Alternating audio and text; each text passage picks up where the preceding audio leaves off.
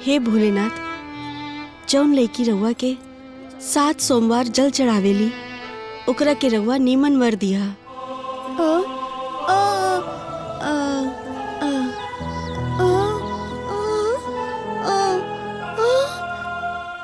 हम तो रउआ के बरसों से जल चढ़ावतानी, ना तो हमार आंसू दिखाई दिहल और ना तो हमार जल।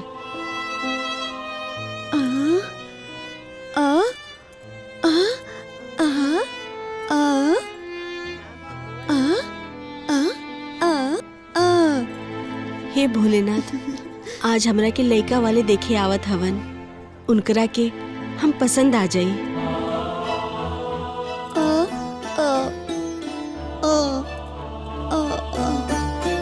हमार गूंगापन हमरे शादी की रुकावट ना बने।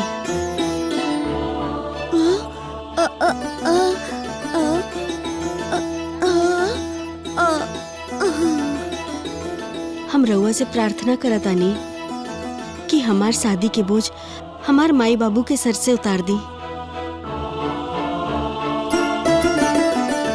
बिटिया, भोलेनाथ तो त्रिनेत्रधारी बाड़े, उनकरा के तोहार आंसू तोहार जल सब दिखाई देता। वो सब कुछ ठीक करियन। चल।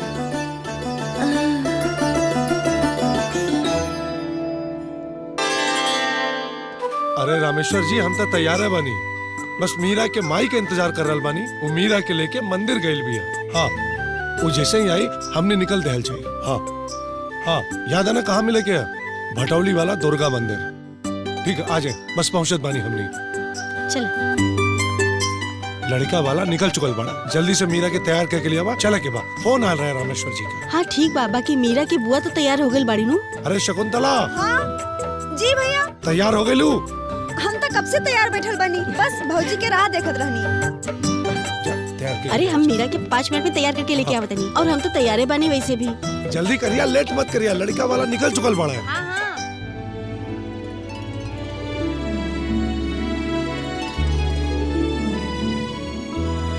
बिटिया ला, ई सूट पहन ला, तू इमे ना नीमन लगबू।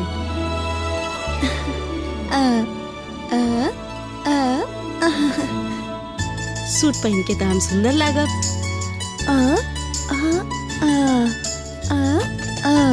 बाकी बोलब तो का सुघर लगा वो लोग की। बिटिया, दुनिया में ना सब केहू एक जैसा ना होला। गंधारी के पति भी अंधा ले, बाकी गंधारी अपना पति के खुशी के खातिर आंख में पट्टी बांध के जिंदगी भर अंधा बन के जिएली। बिटिया, प्रेम से बढ़ के कुछ ना होला, बस लइका प्रेम करे वाला चाहिए।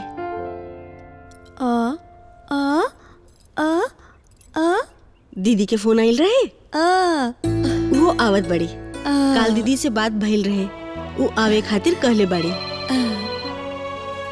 ला, दीदी के फोन आ गइल, ला तू ही बतियावा।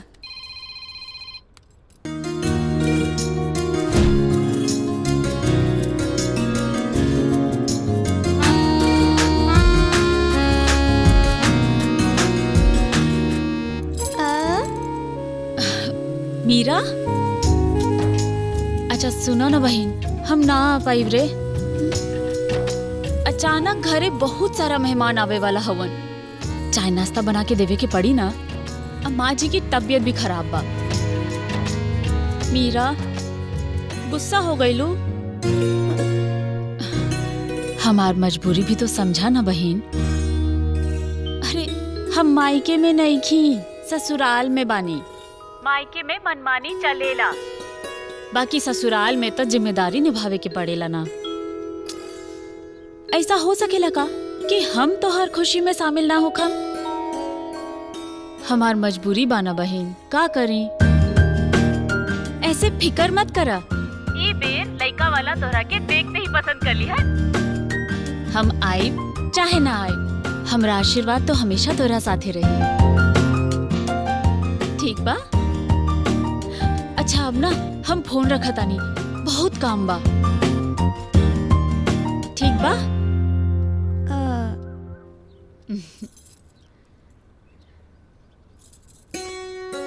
हे दुर्गा मैया, ई बेर लइका वाला हमार बहन के पसंद कर ले। ई हमार बिटिया बनौले बाड़ी, कढ़ाई बुनाई सब जाने ली। ई देखी, ई सूटर इहो हमार बिटिया बनौले बाड़ी, और तो और सिलाई भी कर लेवेली।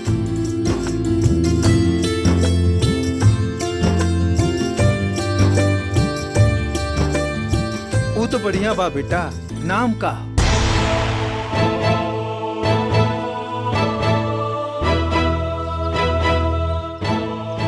अरे हम तारा से पूछत बानी, नाम का हो बेटा? बोलत काहे नहीं की? दरअसल लड़की के बारे में बतावल भुला गई रहनी। लड़की में गुण, ढंग, सहूर, संस्कार सब होवे, बस जवान नहीं के। मतलब लड़की गूंगी हिया। गूंगी? कहा?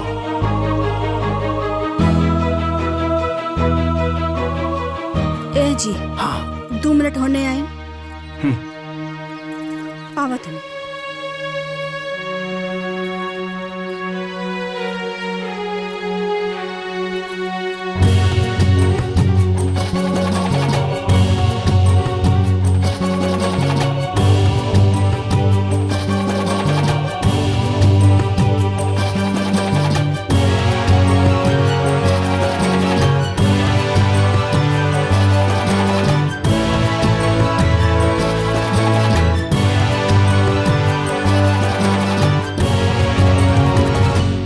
देखी बहन जी, राउर बिटिया में तो दाग बा, एहमे तो दूर आए नहीं खे, लेकिन ओकरे बावजूद भी हम अपने लड़का के ब्याह तोरे बिटिया से करे के तैयार बानी। लेकिन बस बात इहे बा, जौन दहेज के बात भइल रहे वो तनी डबल हो जाए। और का जौन 5 लाख के बाद भइल रहे वो तनी अब 10 लाख हो जाए बस।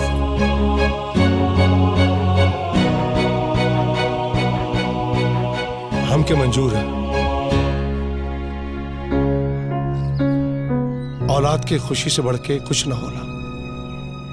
हम अपना बिटिया की खुशी खातिर 10 लाख देव। ठीक बा। का भाई? का बात बा? अरे का बोला ना, का बात बा? का भाई? का भाई बेटा?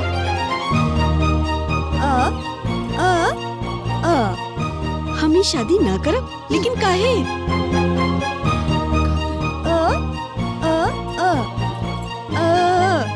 ई लोग के हम ना दहेज चाहिए।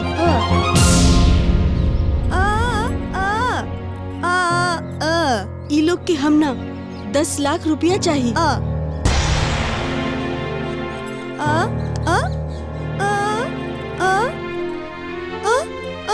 का भरोसा, शादी के बाद ई लोग हमरा के खुश रखिए।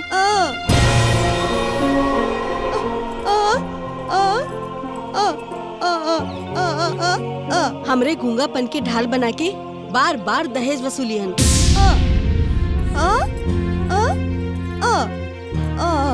हम ही शादी ना करब त ना करब। अरे बाप रे बाप, हेकरा देखो हो, और एकरे मुँह में जबान नहीं के ते ना बोलतिया, और जबान रहत त का करते रे? कता ना बोलते। अरे ते का मना करबे रे शादी के? अरे तोरा जैसा लड़की से हम खुद अपने बेटवा के ब्याह ना करब।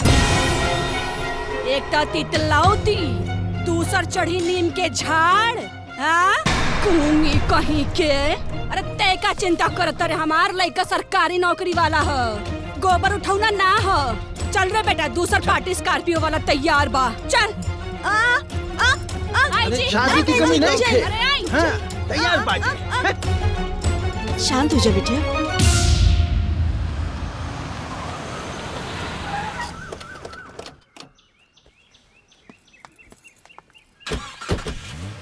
तू जा, हम बाद में हिसाब कर दे। ठीक बा मालिक। पूछना का है देव की चाची? अरे का भइल? रिश्ता पक्का भइल? बुझ गईनी, यहू बेर गुंगिया के लइका वाला पसंद ना कैलन। बेचारी का किस्मते फूटल बा। का करबू? फूटल थरिया नइखे न कि घर के बाहर फेंक देबू। जमाल लइकी बिया, रखे के तो पड़बे न करी।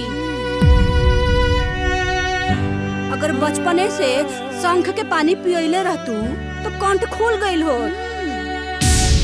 जाए दी ये चाची, चिंता मत करी। अरे कौनो काना कोतर लइका देख के बियाह कर दी, जंजाल छूटे। भौजी हम ओ दिन कहे रहनी, जौन दिन गीता एकरा के उठा के मंदिर से घरे ले आवत रहनी, पर हमार केहू ना सुनलस। गीता तो नादान बाड़ी, रवा लोग तो समझदार रहनी। मंदिर गईनी, मुसीबत उठा लौनी। तू इनके बात के बुरा मत माना।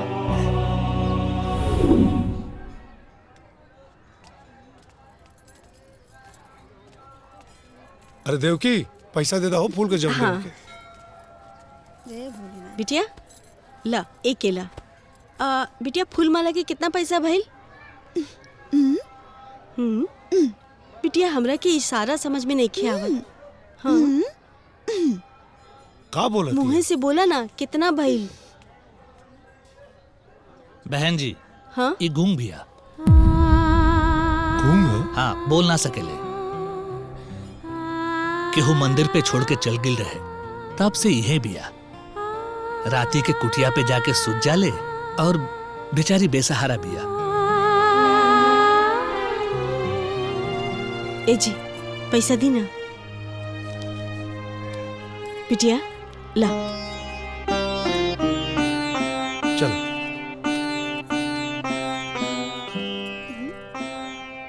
तू हमार छोट बहन बनबू?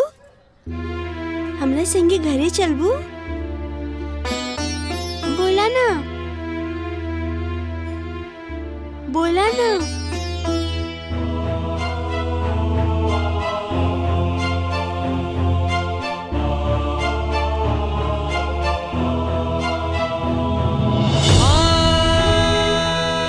चला ना।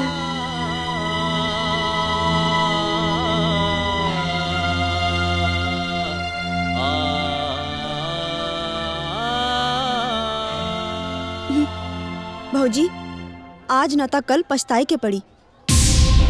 मतलब? एक त लड़की जात, ऊपर से गूंगी। एकर शादी ब्याह में प्रॉब्लम हुई। कुछ न हो, सबकर जोड़ा भगवान बना के भेजे, जिसे हमरे गीता खातिर भेजले हुई हैं। ए बच्ची खातिर भी कोनो न कोनो जोड़ा बना के भेजले हुई हैं। दीदी रउआ चिंता मत करी, भोलेनाथ ना सब पार करिए। आजा बेटा।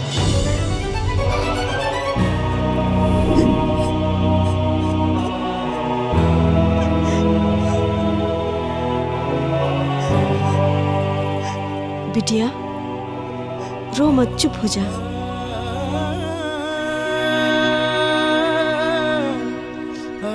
तू तो बुआ के स्वभाव के जाने लू ना, जौन मुंह में आवेला तौन बक देवेली। बाकी हमनी के तोहरा में और गीता में कबो कोनो फर्क ना समझनी। और ये शादी बियाह तो संजोग के बात है ना, जेकर जहाँ लिखल रहेला उहे होला। जब राम चोंच देले बाड़े तो दाना भी उहे दिहन। तू चिंता मत कर, अब हम जियत बानी ना। लग गीता का फोन। हेलो। का भइल माई? मीरा के रिश्ता पक्का हो गई ना? अरे हम तो पहले ही कहत रहनी है कि मीरा के देखते ही लइका वालन के होश उड़ जाई।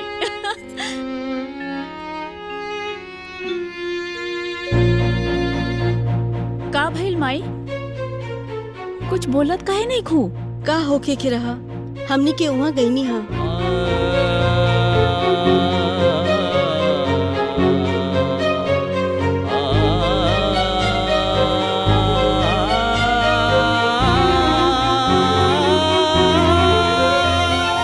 द मीरा के फोन द। हाँ ल, गीता तोहरा से बात करे के चाहता रही। शाबाश मीरा, तू बहुत निमन कैलू जे उ दहेज के लोभियन के मना कर दिलू। अरे लड़का वाला लोग अपने आप के समझे लगा। लड़की में थोड़ा सा खोट का दिख गई कि कुछ करे लगी है। वैसे भी सीता जी को भगवान राम मिलेलन, तो मीरा के भी तो मोहन मिले के चाहिए ना। तो जौना दिन मोहन मिल जाई है, मीरा की भी शादी हो जाई।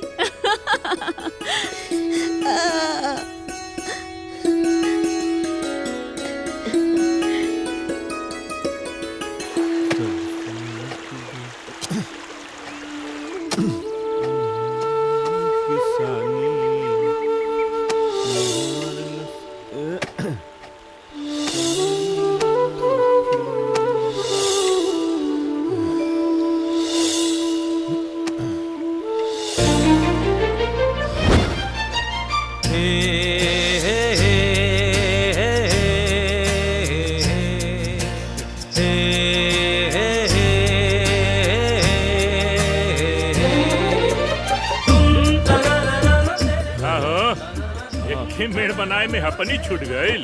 हम तोरे उम्मीद कर रहली न, एक बार निवृत्त रहली तो 4-4 मेड़ बना के तब उठत रहली। हाँ बड़ा का किसान। एक काम करे, मेड़ तनी मोट मोट बनाए, न तो पानी का प्रेशर पड़ी ना तो मेड़वा टूट जाए। हाँ अच्छा ए बाबूजी एगो काम कर, तू घरे जा चुपचाप। काहे खातिर रह जा पड़ा, माई हो जा इंतजार करती है। आ जुटाऊं के नहीं धूप में खड़ा पड़ो, आ वैसे हुई धूप के गर्मी से ना तार दिमाग खराब हो गइल बा। जा ले आ सुना, हाई कुल मैं काम कर देम, मैं कर देम। हाई कुल धान भी मैं छिड़क देम। जा जा, जा पिछले साल वो बेहनमा छिटले रहला ना, कुल बरसी में उगाई, हमके दोबारा धान का बीज खरीदे के पड़ल। गजब हाल बा। हाँ तो ठीक है, तनी खाद वाद डाल देते हैं अपन। हाँ अरे तू दो ना बाबूजी, तू हमरा के दो, मैं छिड़क देम। धान बिया ई बेहन मैं हम छिड़क देम। आई मेड़ जौन कहत रह ना, अरे ऊ लाला के पोखरा देखल बड़ा कि ना, लाला के पोखरा से बड़ मेड़ हम बना देम। तारा का बुझाई, और ऊपर बैठ के हम सुबेरे साथ चिड़ैयो हाँक देम। बस खुश जा। ठीक है तनी मोट मोट मेड़ बनाए, समझला ना। अरे और पलेवा अलेवा करके तब घरे आए, हाथ छिड़क दिए। हाँ ठीक है, हम जाते। जा मुँह हाथ धोला।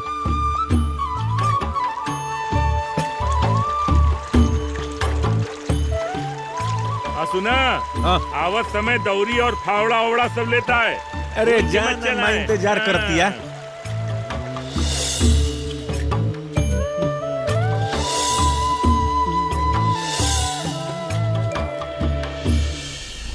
कई लोग जनवा गवा दियले हमारी जवानिया में, कई लोग जनवा गवा दियले हमारी जवानिया। अरे चाचा प्रणाम। अरे खुश रहा बेटा। अरे और का हाल बा? ठीक बा। और बतावा कि धान के बिया रोपा गई? हाँ चाचा, धान उनके बिया बोआ गेल हवे।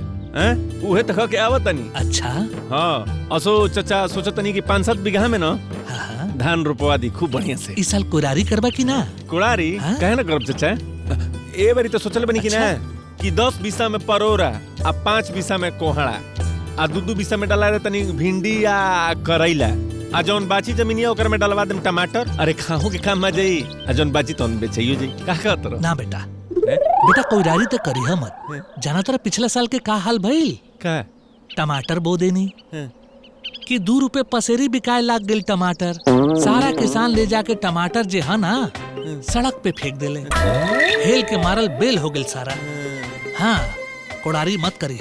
और अगर तोहरा के तरकारी के जरूरत पड़ी ना, हमने में से ले लिए। तहरा में से? हाँ, ले जाइए और खाई। ठीक है। हाँ, लेकिन कोरारी मत करिए। सुने ना बबुआ, तनी हमारा लेट हुआ था, सोसाइटी जाते नहीं खाती। जा निकला।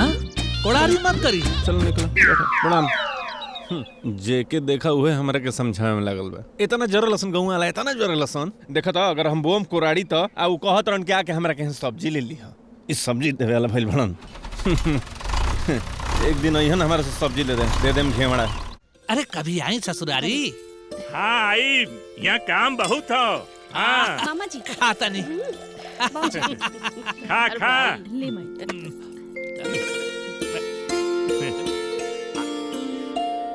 अच्छा था बहन, तोरे यहाँ जब आईला त चना और गुड़े के रस मिलेला, और बाकी रिश्तेदारी में त चीनिया घोर के पिला देवेले। अरे हाँ, देखा घरे के रस का तो बातें कुछ और होला। क्या शांति? हाँ। एक गिलास। गिलास? अरे महाराज पिलास का होई। अरे पिलास न महाराज। हाँ। गिलास गिलास गिलास। अरे तमर्दे चिल्लात काहेला बड़ा। हाँ बहिर थोड़िए बानी हम। चल ले बेटी ले गिलास। ये आपके। पिया पिया।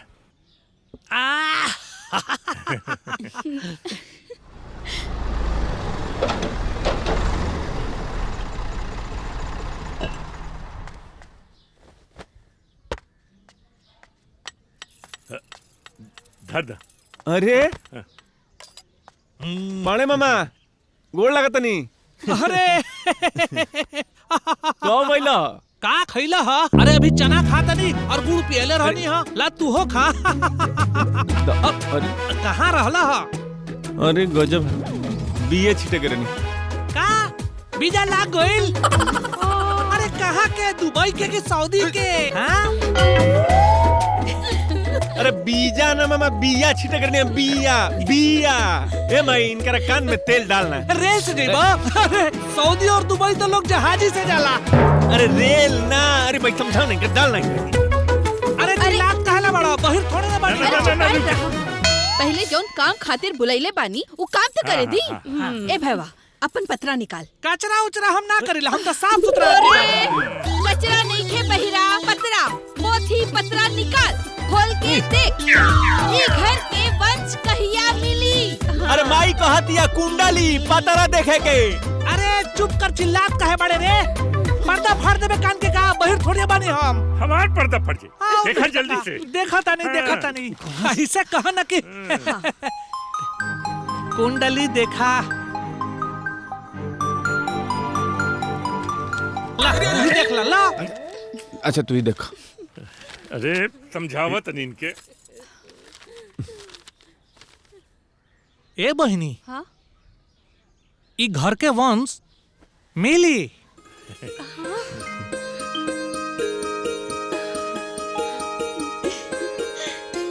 बाकी एक पतो से ना दोसर पतो से। विनोद के कुंडली में 2 गो बियाह के जोग बनल बा। हाँ हमरा तो पहले आभास हो गए रहे कि विनोद के दूसर बियाह कराए के पड़ी। तब में घर के वंश आगे बढ़ी। इनकरा से तो हमरा कोनो उम्मीदें नहीं थे।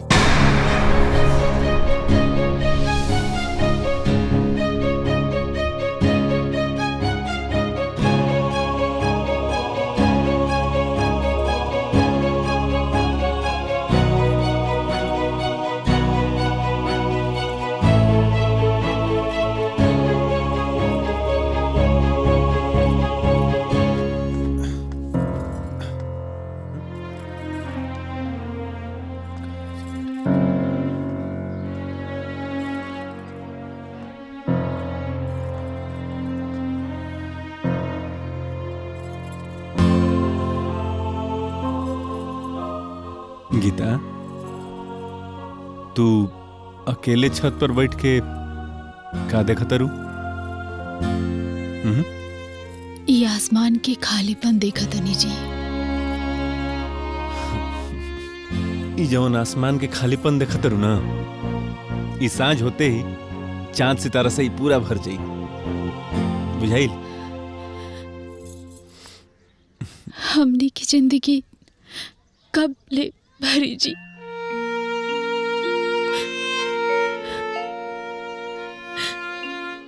अम्मा जी गलत नानो कहली। शादी के इतना साल हो गए बा, हाई घर में एको बच्चा की किलकारी नहीं की सुन ले।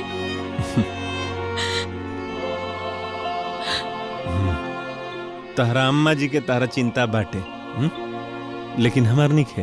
अरे तहर कोयल नियर आवाज क्यों बच्चा के किलकारी से कम बटे का? झूठाऊ के परेशान होता रू। एगो पत्नी के मन रखे खातिर एगो पति और का कह सकेला? अच्छा ठीक बा, तू हमरा और देखा। अच्छा हमरा आंख में देख के बतावले कि तहरा सिवा हमरा आंख में केहू खातिर प्यार बसल बा? बतावा ना ना। और एगो और साफ साफ बात, तहर एगो मुस्कान ही हमरा जिए खातिर काफी बा।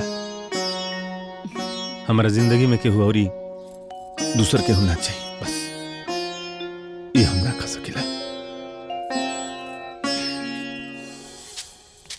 बढ़िया से पछोड़ तनी। हाँ माई।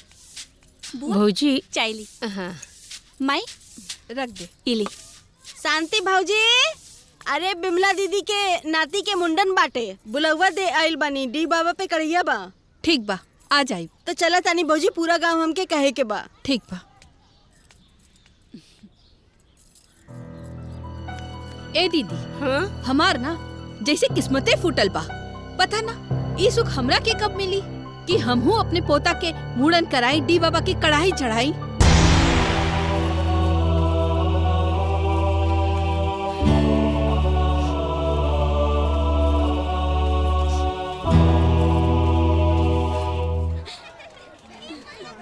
मालकिन नेक दे दी चाय के बा। मनोरमा, हाँ चाची। ई लनाव के दे दा। ठीक बा। अरे ए मनोरमा, हाँ माई। ऐसे पैसा ना दिहल जाला। पहले डी बाबा के चढ़ा के 5 बार लइका के औंच के फिर मुंडन के पैसा दियाला। सुन ल ए बहनी लोग, अब ई हमनी के ज्ञान दी हैं। जैसे लागत है कि 4 गो पोता के अकेले मुंडन कई चुकल बाड़ी, और जेकरा अंगना में पतझड़ होला ना, ओकरा के दूसरा के अंगना के पतझड़ नीक ना लागेला। अरे बिमला, ढेर नहीं के बोलत तू।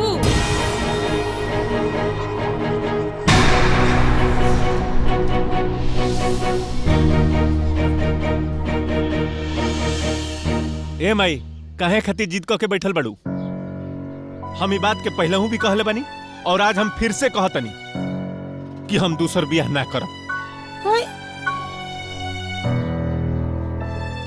विनोद, भौजी अपनी जगह पे एकदम सही बाड़ी। अगर तू दूसर बियाह ना करबे ती घर के वंश कैसे मिली? अरे बहनिया, विनोद का भी कितना उम्मीदें हो गइल बा। अरे देर सवेर लइका बच्चा हो जाई ना। आप कौन सा बेर सवेर लागी बाबूजी? अरे वैसे भी 5 साल में आम के पेड़ भी फल देवे लागेला। अभी ना कहिए बाबूजी कि इनका कोक इमली का पेड़ है जो 30 साल में फरी।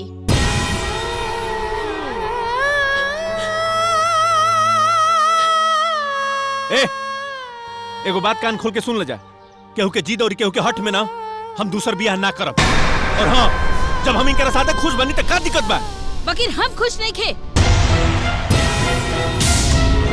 हमने खुशी की कहा हमरो कुछ अरमान बा कि हमर पोता हमरे गोद में खेले, ओके काजर लगाई, ओके करधनी पहनाई, ओकर मुंडन कराई, डी बाबा की कढ़ाई चढ़ाई। और ये सब तब पे पूरा होगी जब ते दूसर बियाह करे खातिर तैयार होबे।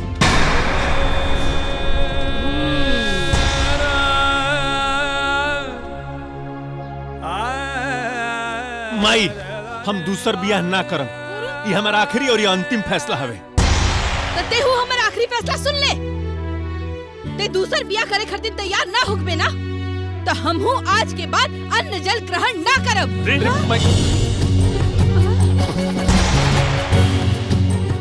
ए बहन, तनी तो ही समझाओ ना।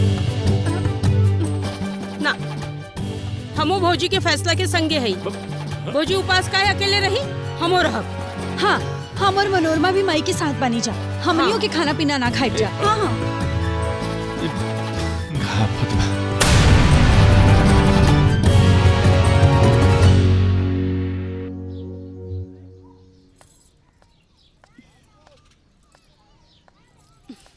अम्मा जी, बुआ जी, खाना खा ली? बबनी खाना खाला? ना खाई, लेके जो। अम्मा जी, ठीक नहीं खे लागत ना, रउआ सब खाना नहीं खे खा रहल बानी। कहलस ना भाभी, लेके जा। अम्मा जी, खा ली ना रउआ, इतना जिद ना करी ना, खा ली। सुनाई नहीं के पड़त, बोली ना, ना खाई।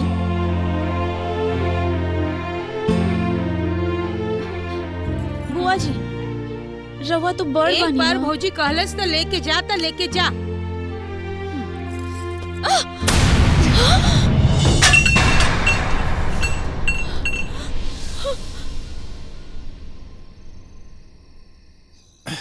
अरे लियावा गीता खाना में। ए बेटा बहुत तेज भूख लगत है लियावा भाई। जल्दी। हाँ जल्दी लियावा खाना। ए पैर दबाओ। हाँ बुआ। बाबूजी। अरे वाह 3 तरह के सब्जी वाह। हाँ हाँ खाए के तो ये। अरे मशरूम तो बड़ा बढ़िया बनला। अरे दे दा और लोगन के भी खाना दे दा बहू। जी बाबूजी। हाँ दे दा आओ लोग भी खा लें। हाँ दे दा। अम्मा जी बुआ जी खाना खा ली ना। हट चल अम्मा। ए बुआ। बुआ जी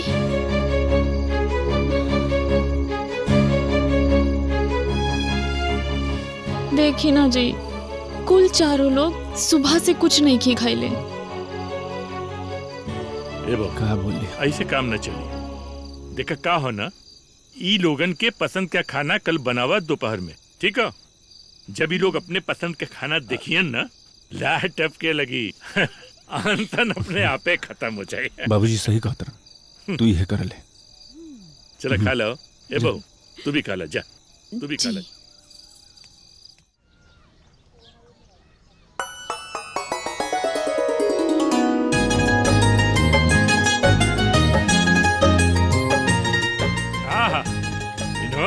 हाँ बाबूजी। अरे का कचौड़ी और सब्जी एक नंबर का बात है। इतना स्वादिष्ट खाना ना बहुत किस्मत वाला लोगन के खाए के मिलेला। बड़ा ही किस्मत वाला। बस करे बेटा।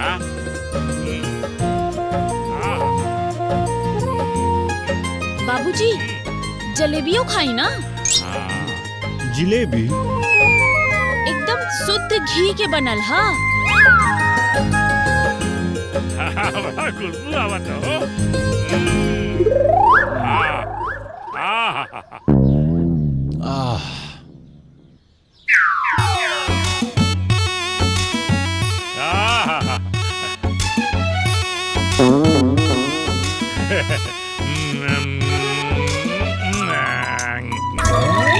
जेके खाए के नहीं मिलत ना ओकर लाश टपकत होई।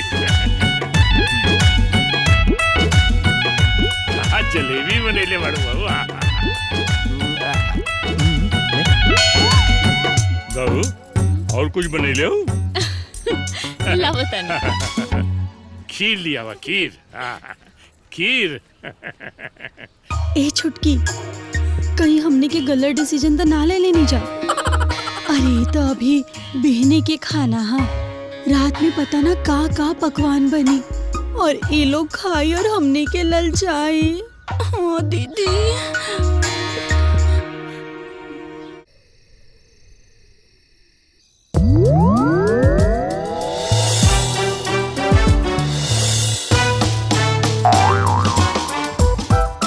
बाबूजी पनीर के सब्जी कैसन लागल? अरे पनीर के सब्जी पूछे तो ये बड़ा बड़ा पनीर का पीस एक नंबर।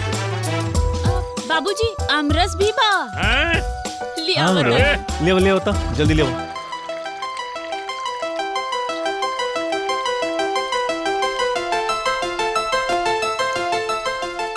दीदी पनीर के सब्जियों बनल बा।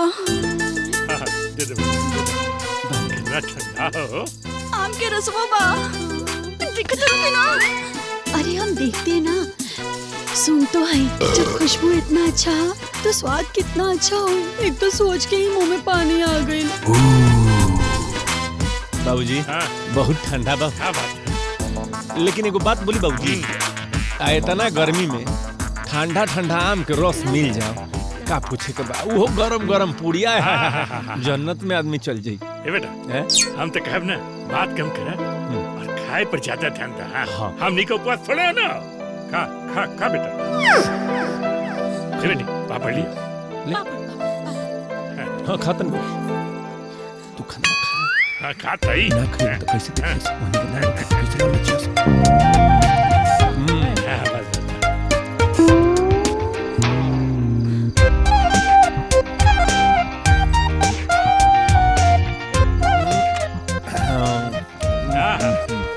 हाँ चावल दी बाबूजी। हैं? चावल उबाल। बाद में पुड़िया खा ली। चावल रख रख रख। अरे तब रख। हाय हाय हाय हाय हाय हाय हाय हाय।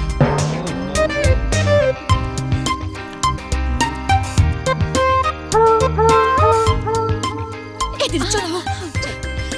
भौजी ए भौजी खाना निकाल दे ना। जान मत जहान बना। हाँ बड़ी तेज भूख लागल बा भौजी। निकाल दी खाना। हाँ भौजी निकाल दी। भौजी ठीक बा। देखा हम ना जाए। ले खो। लेके आओ तेरे तो भौजी।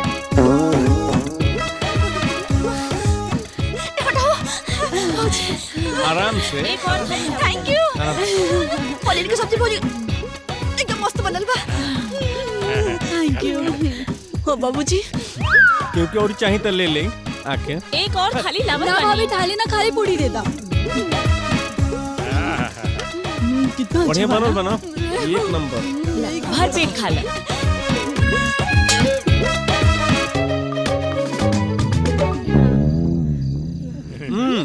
कुछ और चाहिए तो बताइए सन। मैं मेहरारू खाना बने ले बे। बहुत मस्त बनल बा। दीदी हमके पता बा रउआ हमार साथ छोड़ के ना जाए। ओके ई दोनों तो चटोरी बाड़े। आमरस पूरी और पनीर की सब्जी देख के फिसल गई। बकिर हमनी के रिश्ता के नींव इतना कमजोर नहीं थे। हाँ। कि बढ़िया खाना देखकर ठहर जाए। ना ना ना ना ना, ना। हम ना जी। हम तो मन मार के बैठल बानी। पकड़ के रख ले बाड़ू तो जाई कैसे। हमार तो मन पूरा पार्टी बदले के है। विनोद देखत बाड़ा ना बाबू 2 विकेट तो गिर गल। अब तीसर को गिरे वाला है। फिर देखत कि कप्तान साहब कब ले अकेले पारी समझेगा। ले लो बेटा। आमरस ले। ठंडा ठंडा पीजिए क्या? पिए पिए।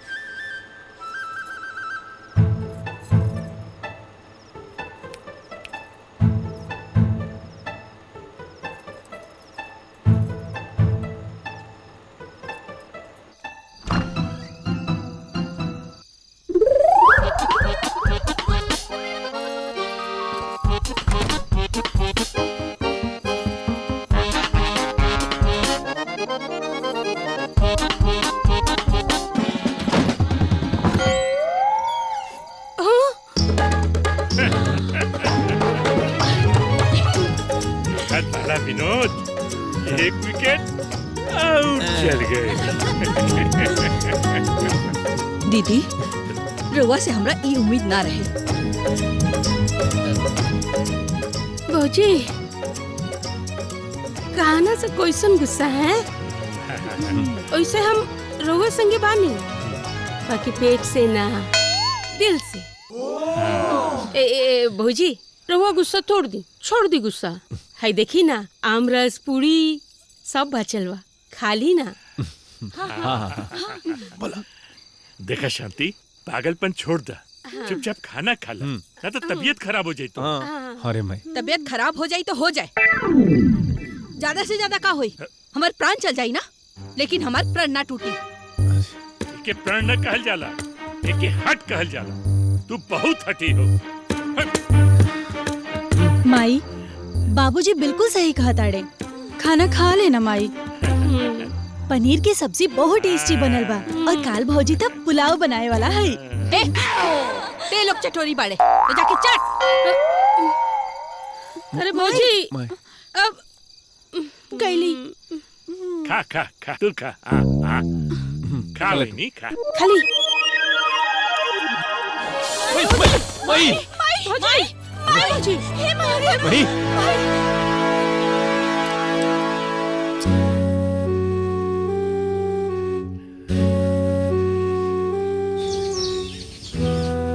लगता है इन्होंने 2-3 दिन से कुछ खाया पिया नहीं है। इनका ध्यान रखिए आप लोग। मैं कुछ दवाइयाँ दे रहा हूँ। ये दवाइयाँ आप इनको खाना खिलाने के बाद पिला दीजिएगा। ये दवाइयाँ सुबह शाम है और ये 1 ड्रॉप सुबह 1 ड्रॉप शाम। ठीक है, मैं चलता हूँ। आप लोग इनका ध्यान रखिए। छोड़ के चल। ए, पानी लेके आओ। हाँ ले आओ। बाबूजी। हाँ ठीक। हाँ पीला भौजी पीला। देखा तो हर बहुत नौटंकी हो गए। चुपचाप दवाई खा तू, समझ लू। हम ना खाई। नहीं बाबूजी। ए बेटा, हाँ बाबूजी। पकड़ा इनके तनी, पकड़ा, दवाई खिलाए के पड़ी भाई। चलो पानी पिया। भौजी पीला पानी मत भौजी। पिया, दवाई खा।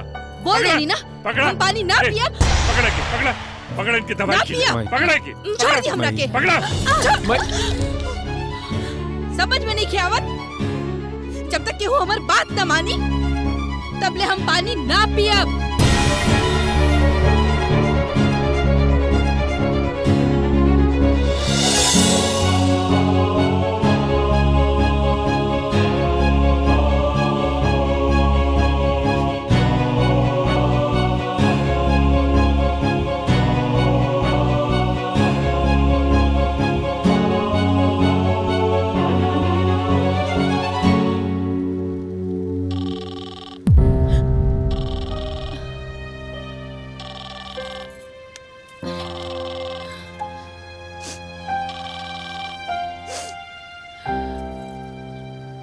हाँ माही सब ठीक बा।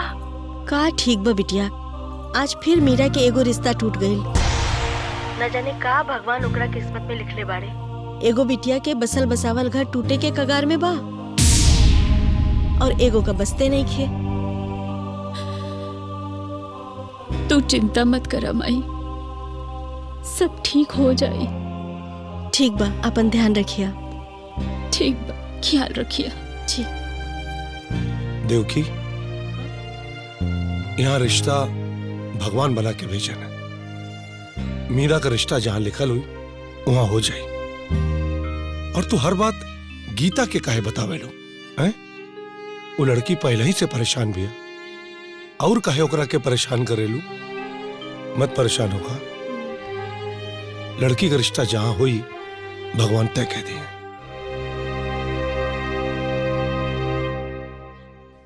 ई का कहत रू गीता? पगला गेल बड़ू का?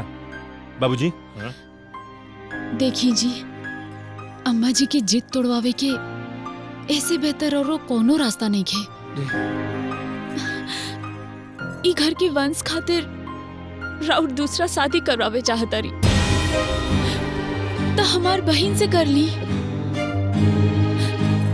दोसर कौनो लड़की आई हमार सौतन बन के तो पता ना हमरा साथे कैसन व्यवहार करी। ऐसे बेहतर तो हमार बहन ही हुई न। हम रउआ से वादा करता नहीं कि हम दोनों बहन सौतन बन के ना बहन ही बन के रह। हमार गाँव की बहन के शादी नहीं खे होत। अगर रउआ उससे शादी कर लेम तो ओकरो घर बस जाए, अई घर के वंश भी मिल जाए। ए बेटा, हम बहू के बात से सहमत है।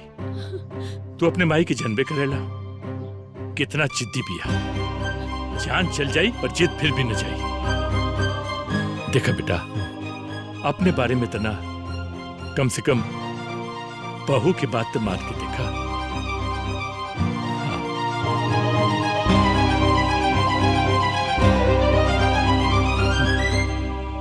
ठीक है बाबूजी,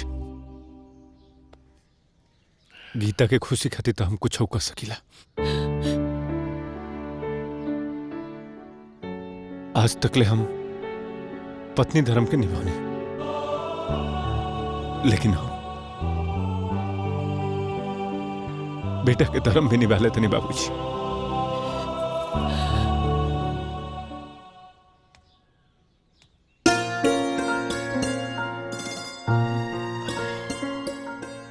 ले पानी पियो, पी ले। अरे पी ला।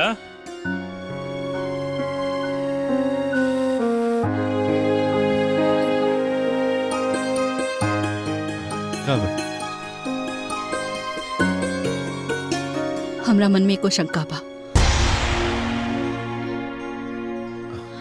शंका? कैसन शंका माई? अगर गीता के माई बाबूजी ई शादी खातिर ना मान लेता। अम्मा जी, रउआ उनकर चिंता ना करी, हम माई बाबूजी से बात कर लेम। हाँ हाँ, अगर वो लोग फिर भी ना मनी है तब फिर अम्मा जी रउआ जहाँ चाह, जिससे चाह अपन बेटा की शादी करा देम, हमके कोनो दिक्कत ना होई। हाँ, पी ले, पी ले। हाँ।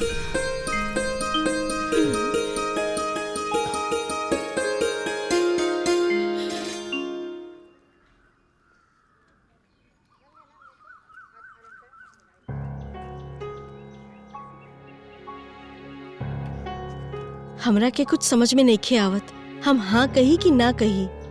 इक्के घर में दोनों लेकिन के बिया, वो इक्के लड़का से, हमरा के ठीक नहीं खिलागत। तू चिंता मत कर माई, शादी के बाद भी हमने दोनों बहन के प्रेम में कोनो कमी ना हुई। अब कौनो और लड़की हमार सौतन बनकर आई, ये बात से भी हम डरा जाने। माई, ये बात हम अपन दिल पर पत्थर रखकर ना कहतानी, तार एक हाथ से हम दोनों बहन के घर बस जाए। देवकी, गीता सही कहती है। गीता सही कहती है। मीरा खातिर विनोद से अच्छा घर और वर ना मिली। वैसे ही दुनिया में एक मीरा की शादी के लेके इतना लोग मजाक बड़ा होता। जिद मत करा, हाँ कहता। ठीक बाजी, बाकी एक बार ना मीरा से पूछ लिहल जाओ, ओकरा दिल में का बा, ओकरा के ही शादी से एतराज तो नहीं खे।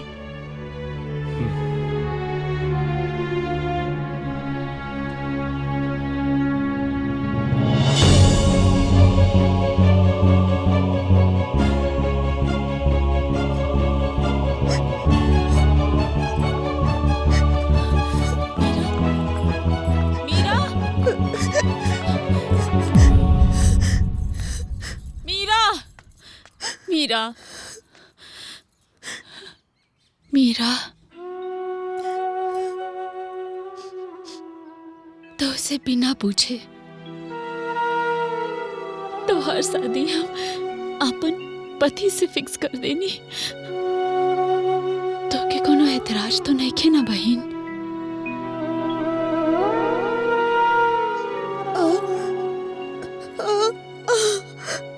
बचपन से लेकर आज तक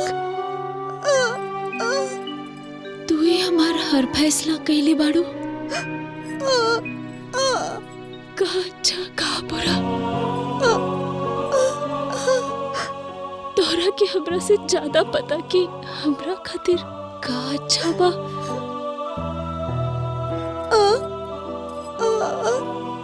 जन्म देने वाला माई बाप हमरा से हाथ छुड़ा लेलस।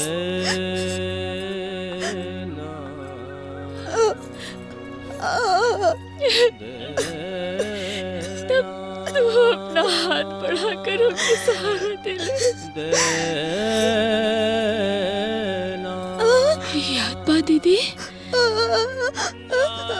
बचपन में जब हमने के शादी शादी खेलत रहनी जा,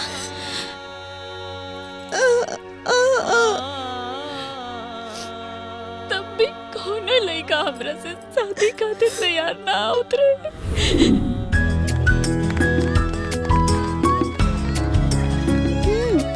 का भाई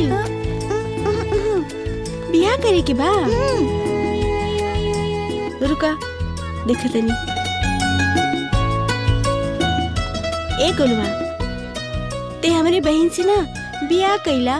का हम पागल हैं का? जाई गुंगी से शादी करब? तोरा से करे के बात तू बोल। अच्छा ठीक बा, पर एगो शर्त बा। का बोला? हमसे शादी करे के बाद त हमारी बहन से भी शादी करे के पड़ी। मंजूर बा? तो चला आवा। दूसर बरमाला ना बा ना हमरा पास। चला बियाह करा हमारी बहन से। लो पकड़ा।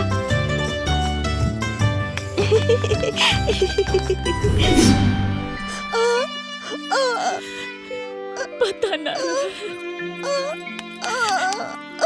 कि बचपन की झूठी शादी जवानी में सच हो जाए।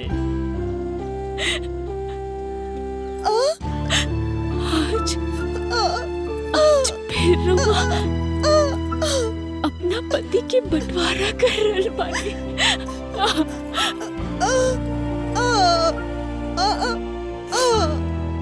हमके तबो कोनो एतराज ना रहे और आज भी कोनो एतराज नहीं के।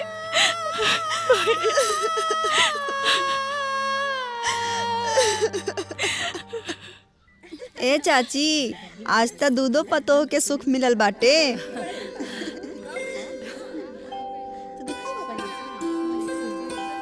हाँ चाची, सब कुछ मिलल बा। हाँ मनोरमा, हाँ ना ठीक बड़ी।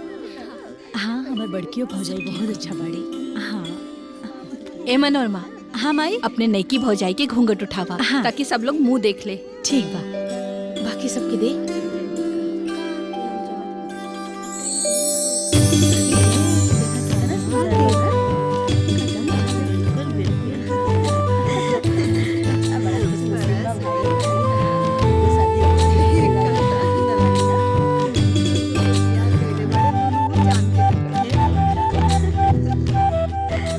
शांति चाची, पतो होता बिल्कुल चांद के टुकड़ा बिया। हाँ नीना बहन, सुगर तो बिया, बाकी एक के कमी बा, आवाज नहीं खे।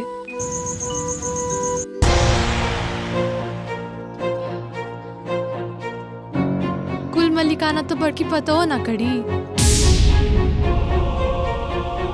विनोद के बिया ना खाली लइका खातिर करावल गइल बना। इ त नाम के मेहरारू बिया।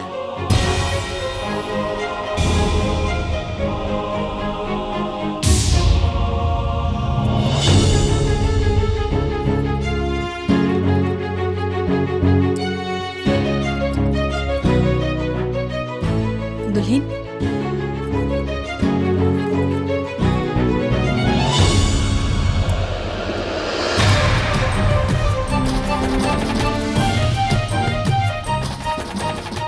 आज से ही घर पे, परिवार पे और विनोद पे आधा हक तोहार बा।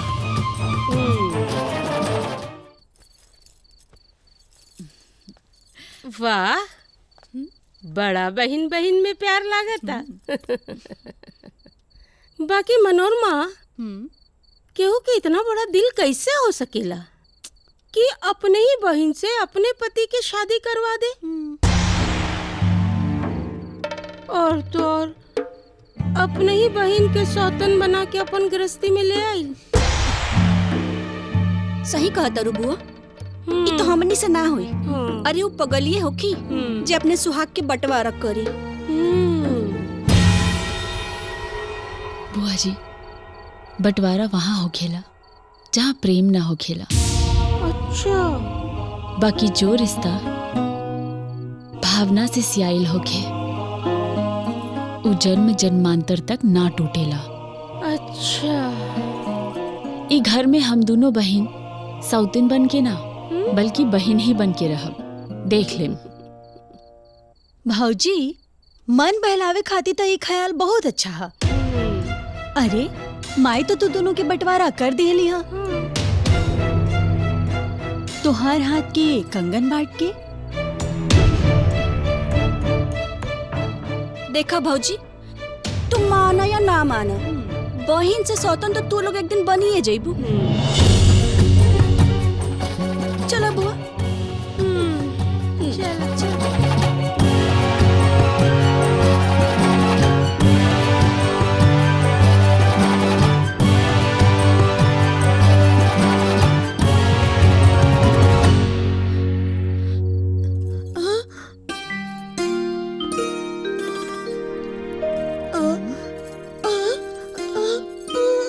हम ही घर में बंटवारा करे ना ही नहीं हाँ।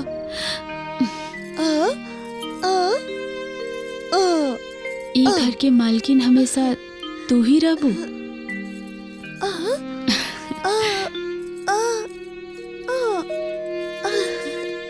हम ही घर के आंगन के तुलसी बन के रहब।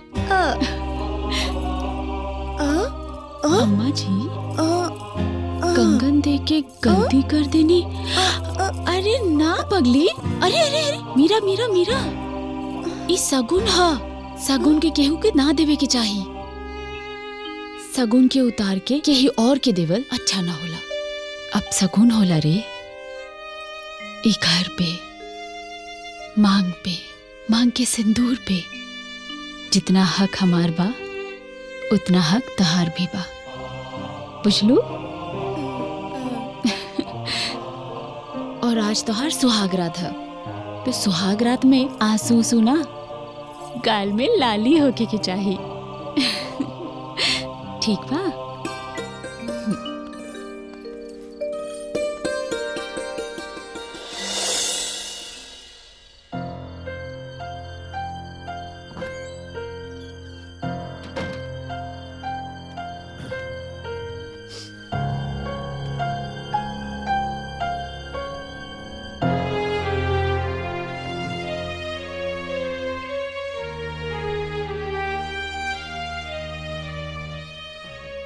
कितना अजीब संजोग बना। जीजा साली के रिश्ता पति पत्नी के रिश्ता में बदल गई। अच्छा ही बताओ, तू ये रिश्ता से खुश बढ़ू ना?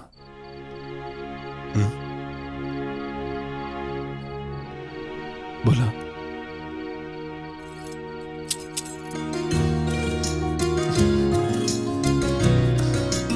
बस हम यह जानना चाहते नहीं है कि तू ये रिश्ता से खुश बढ़ो कि ना। वैसे छुरी के खनक के हर मतलब तार दीदी गीता हमरा के समझाते ले बड़ी। बस हम यह चाहते नहीं कि तार दोनों बहन लोगन के चूड़ी के खनक के गूंज हमरा आंगन में हमेशा गूंजत रहे, हमेशा। और एक और बात, और हम दोनों बिना बोले एक दूसरे के समझत रही जा, और ये प्यार हमेशा हमेशा बनल रहो।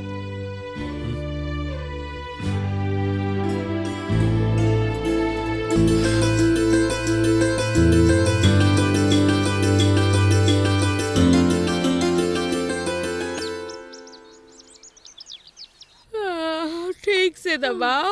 दबावत तनी बुआ। बुआ ए दुल्हन, तनी एक कप चाय बना के पिया दे तू। दादा हो दादा, हाय कल के आई लड़की के इतना मन बढ़ गइल जे हमरा के कहतिया कि छोटा कपार के मरबे। हाय देखो देखो देखो देखो कैसे नाटक करत है। हाय देखो, अरे बाप रे बाप। ए भौजी भौजी भौजी का भौजी, ए भौजी, अब हम ई घर में ना रहब, ई घर में ना रहब। अरे तहर नईकी पतो से कहनी है कि तनी चाय बना के पिया दे, तो कहतिया कि हमार छोटा कपार के मारी। देखा देखा देखा देखा कितना झूठ बोलती है। देखा देखा ऐसे ऐसे छोटा पकड़ के सुनाई तो बहुत वाली हो। मीरा, तू का कहले हो बुआ जी के?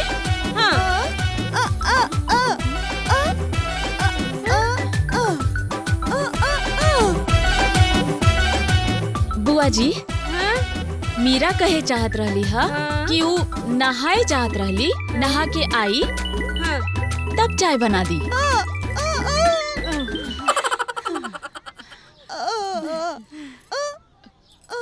कोनो बात नहीं की अम्मा जी, वो का है ना, माई हमनी के संस्कार देली बिया कि किचन में अन्नपूर्णा माँ के वास होला।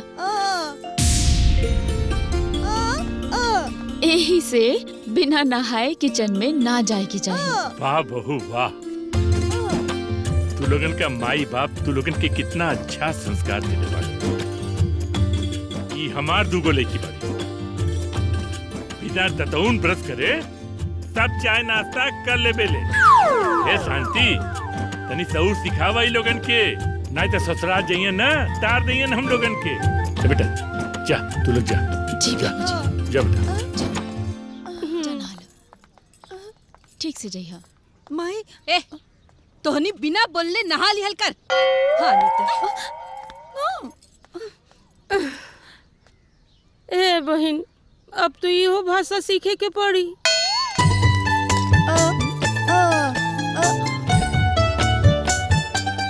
सुना, थोड़ा कम में डलिया। हाँ, वो मसाला थोड़ा कम खा ले।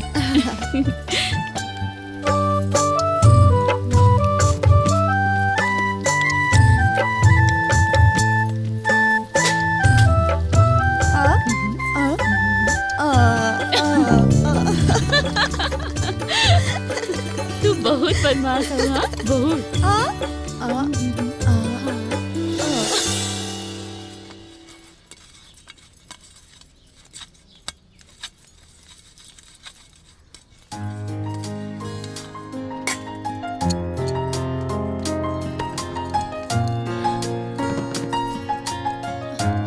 अरे छुटकी, तू फिर आ गेलू। बुआ जी देख ली तो फिर चिल्लाए लगी। अरे मीरा,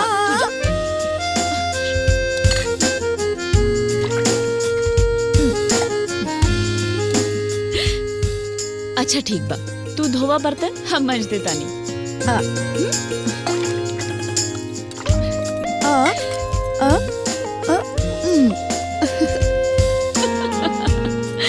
हमरो अच्छा ना लगी। है देखा, ठीक बा।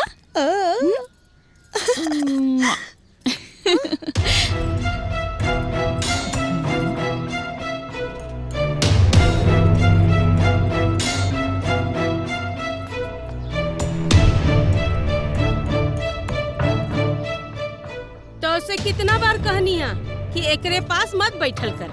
अरे एकरे पास बैठला से एकर कोक जैसन तोहरो कोक हो जाए। चला जा अपन कमरा में, जा अपन कमरा में। ए, लेकिन जो चली भौजी। जा।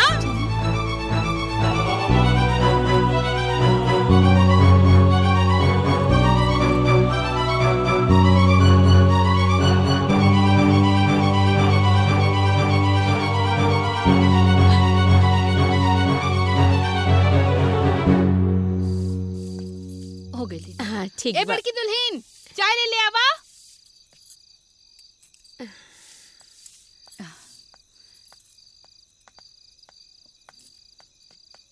इली अम्मा जी। इली दीदी चाय। हाँ। ए बहनी, ए मनोरमा, बाबूजी। हाय सामान ले जो। ले, हाय आराम से पकड़। आराम से ले, आराम से। तेरी संभाल के रखे सब। हाँ बैठ। बाबूजी, चाय लेके आई। क्या हुआ बेटा? रवा खातिर भी ले आई।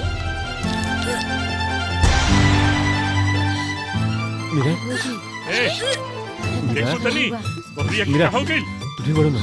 हाँ, डॉक्टर के लगे ले चली। कहाँ गई? अरे डॉक्टर बुला के कोनो जरूरत नहीं करे। हमार छोटकी दुल्हन माही बनने वाली पिया। अरे अरे दीदी, दीदी हम दादी बनने वाला पानी है। हाँ, दादी बनने वाला पानी। ए भौजी, एगो काम करा, विनोद के बाजारे भेज के गोद भराई की सारा सामान घरे मंगवाला। एकदम ठीक। अरे बहनिया, गोद भराई 7वें महीना में होला। अब भाई ना। अरे हम 7 महीना और इंतजार करी ना, ये हमरा से ना होई। जौने दिन के इंतजार हम इतना साल से करत रहनी है, वो घड़ी आइल बा और हम और इंतजार करी। हमरा इहे महीना में गोद भराई करे के बा। गोद भराई धूमधाम से करब। हाँ हाँ। ए विनोद, जा बाजारे से जाकर के सारा सामान लेकर के आ जा। क्यों ना रे? कुछ समझ में नहीं क्या आवत।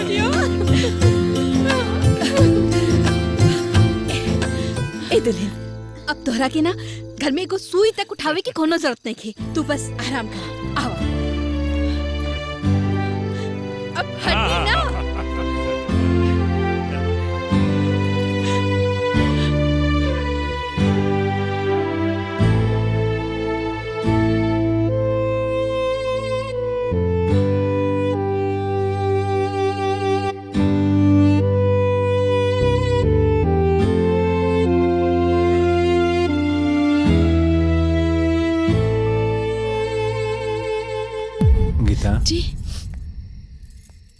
अरे इतना खुशी के माहौल में तेरा आंख में आंसू काहे खातिर? का भइल? एक खुशी और गम दोनों के आंसू है जी।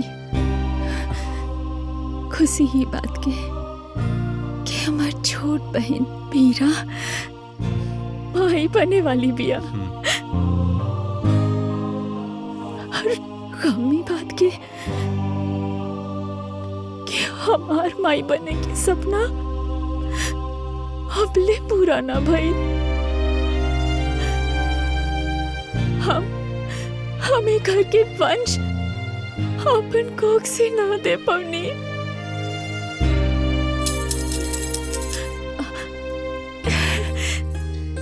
अरे बहन, हम तोरा खातिर बहुत खुश बानी। बाकी एक बात हम कह देता नहीं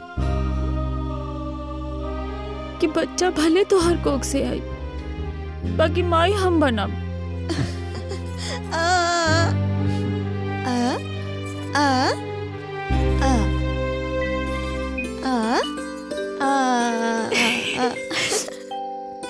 देखा तानी जी का बोले दिया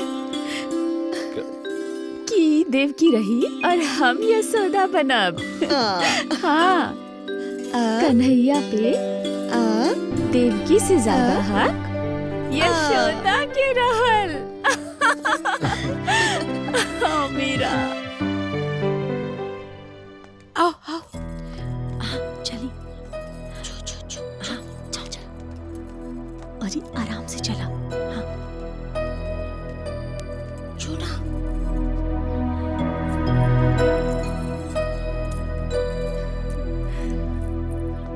बुआ तैयार हो तर यहाँ बंद कर।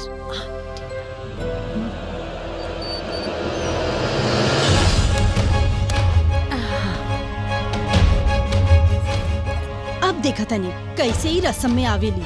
हाँ चल चल चल चल आओ आओ।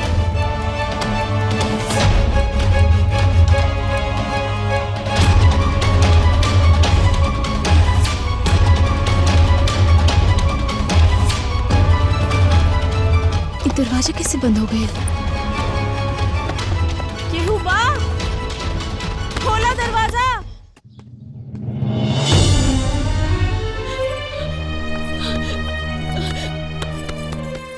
खोलो दरवाजा, खोलो।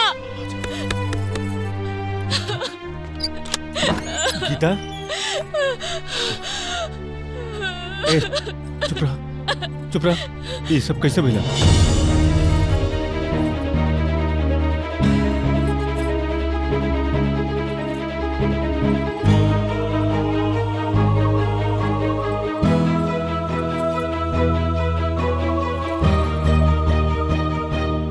शांत रह ले तू। चला माही। गीता के कमरा में के बंद के ले रहा? हम कुछ पूछा था नहीं।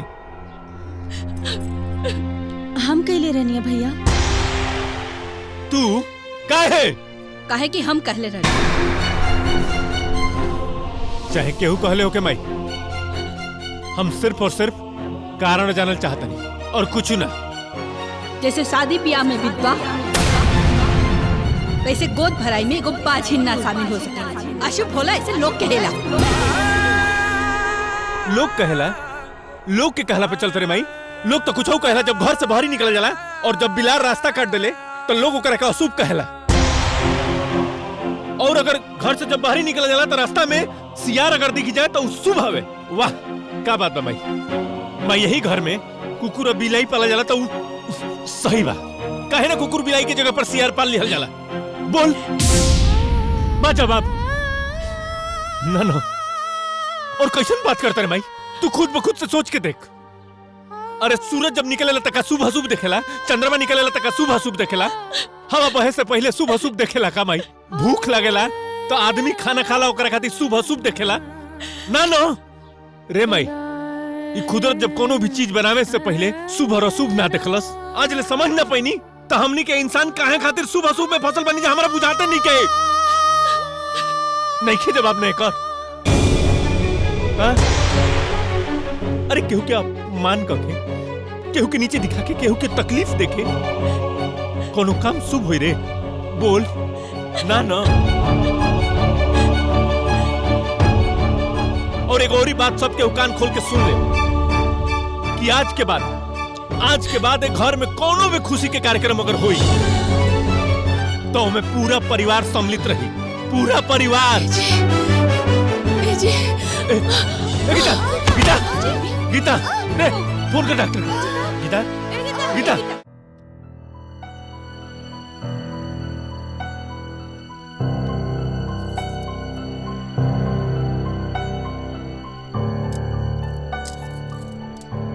शांति जी, लगता है सारी खुशियों का तारा आपके ही आंगन में गिरेगा लगता है। मतलब? अरे टेंशन लेने की कोई बात नहीं है, आपकी बड़ी बहू भी माँ बनने वाली है।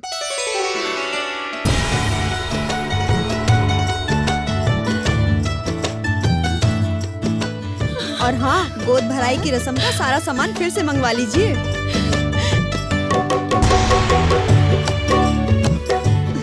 अच्छा, अपनी बहू का ध्यान रखिएगा, मैं चलती हूँ। ठीक है जी, नमस्ते। नमस्ते।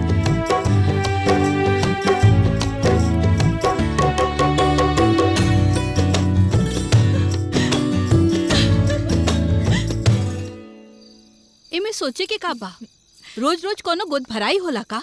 अरे छुटकी के हो गई ना बस। हाँ, भौजी एकदम ठीक कहत रू। अरे इससे भी जोन भइल बा तो छोटकी के पुण्य प्रताप से भइल बा।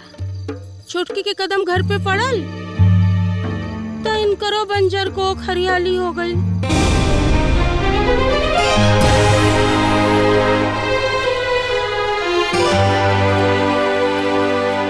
हाय देखा, सच बात बुरा लग गल भौजी के।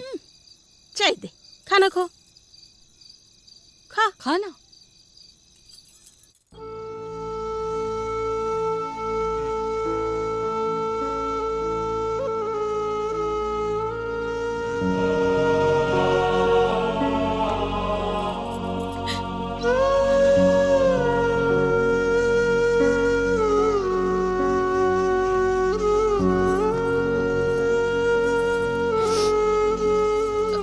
मीरा, ई कहा रे?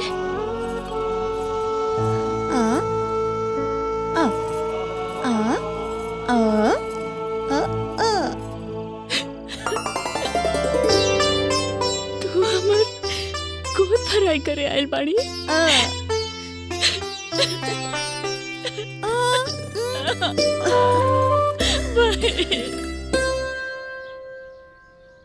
काली खाते रहलन का दिन भर। अरे भैया बहिन, हाँ गोद भराई में तो हम ना पावले रहनी। हाँ हाँ, बाकी पतोही के नेक देवे खातिर नेक पद देवे आइल बने सभे। बुआ जी, हाँ तनी पतोह के बोला दी। हाँ अभी बुलाओ थी। ए दुल्हन लोग, आवा देखा मामा मामी आइल बाड़े, आके आशीर्वाद ले ला। बहुत अच्छा, बाबा।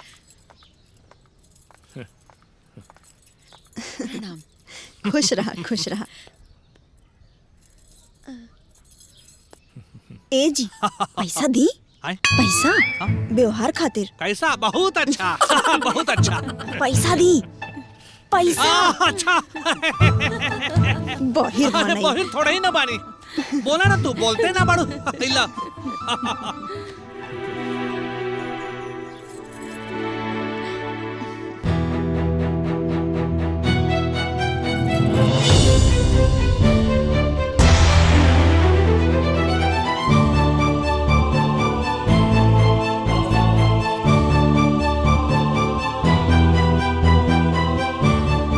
छोट के दे चाहे बढ़ के, बात तो एक के भइल। छोट रहली है, इसे दे देनी है। नाराज मत होई है बहू। ना मामी जी।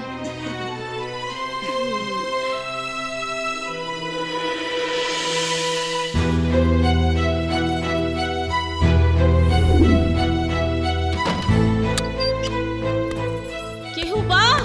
खोला दरवाजा।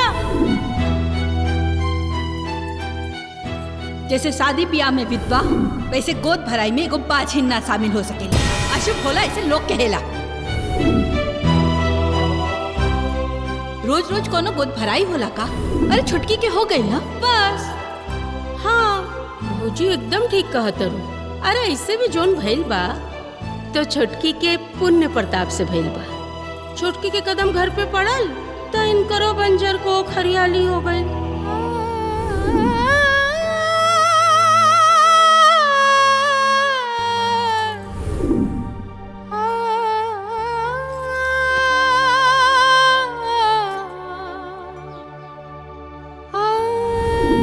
छोट के दें चाहे बढ़ के, बात तो एक के भइल।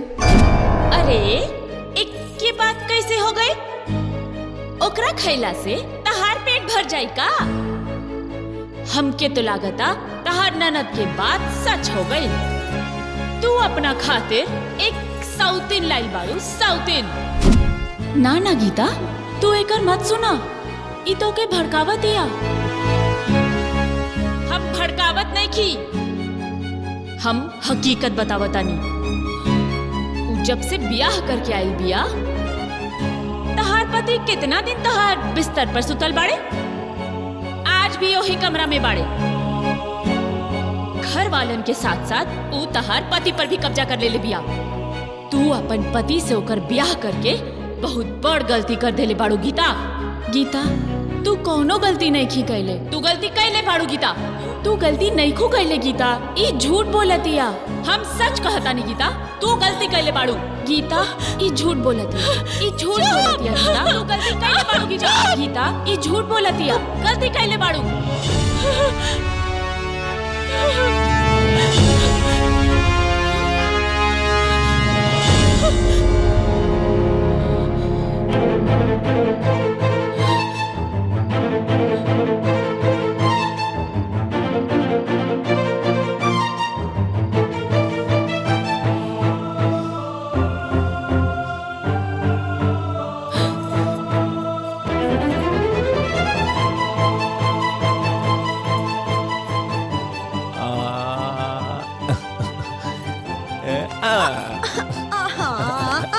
अरे अच्छा अच्छा ठीक है, ठीक अच्छा ठीक है। अच्छा हमारा क्या सुना था?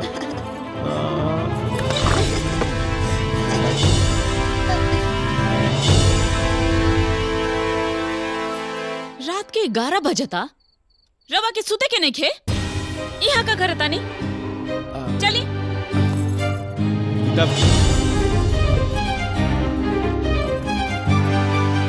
गीता, गीता हमारी बात तो सुन। गीता का करते हो? कान खोल के सुन लीजिए, आज के बाद कहीं और सोते के कोनो जरूरत नहीं है। बहुत बर्दाश्त कर लेनी हम, अब ना करब। काहे गुस्सा करते हो? हमके बात बतावा। बस बाजी ना, सुती चुपचाप।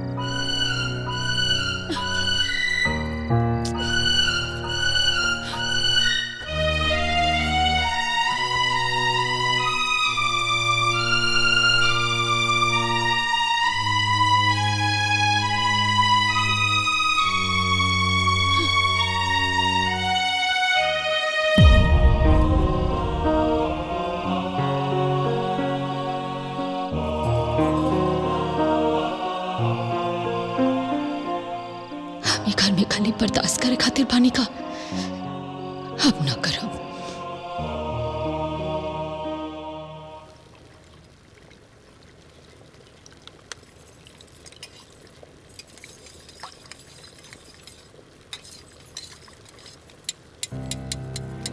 आ आ आ आ आ आ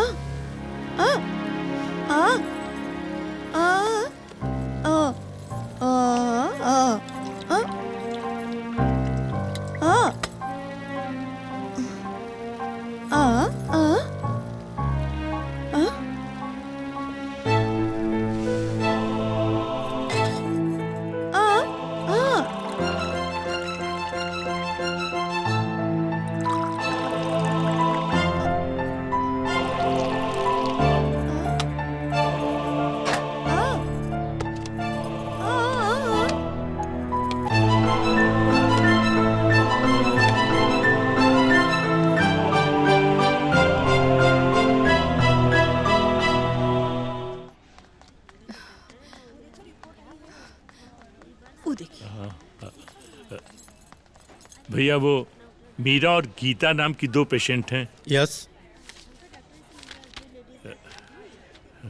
जी इसमें है। इधर जा सकीला ना? बिल्कुल बिल्कुल जा सकते हैं। चल चल अब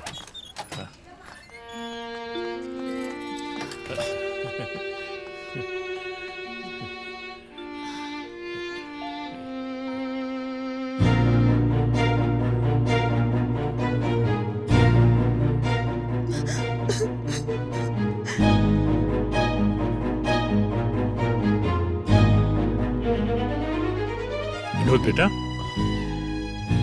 ई छोटकी बहुरिया का रोवतिया? बाबूजी, अपना घर में खुशी और गम एक साथ है।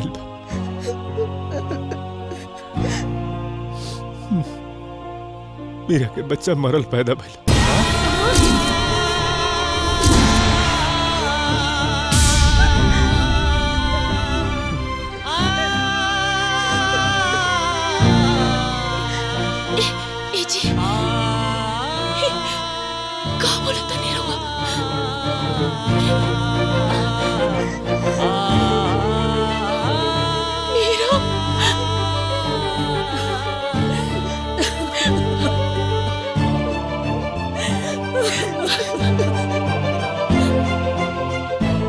हे बहुरिया, रो मत बेटा। अरे दुख का बादल आओ, सुख का हवा चली ना तो छट जाई बेटा। इस दुख के घड़ी में पूरा परिवार तोहरे साथ हो, रो मत।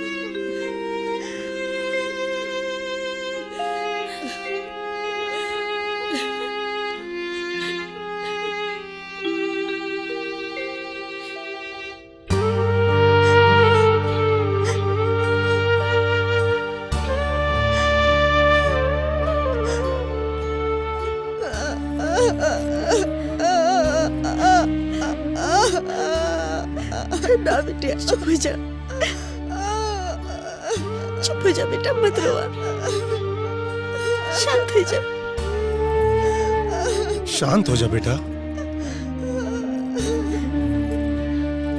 औरत के कोख ना खेत के जैसन होला, नया फसल उगेला भी और नष्ट भी हो जाला। अगर कोख सलामत रहे ना तो फिर नया फसल उगी। नहीं बेटा, जब भगवान चाहिए तो हर गोद फिर से भर जाए। परेशान मत होगा बच्चा। ना बिटिया, रोआ मत, शांत हो जा।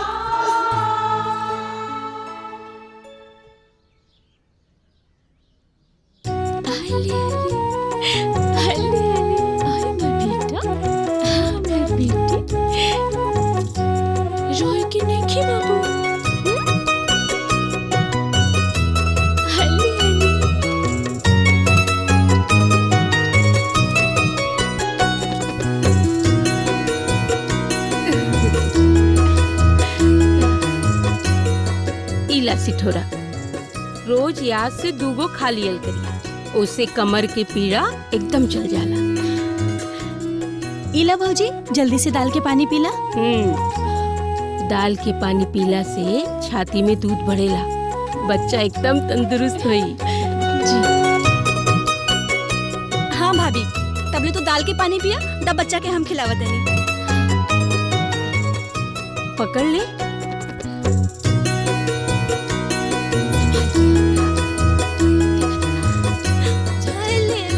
ला पिया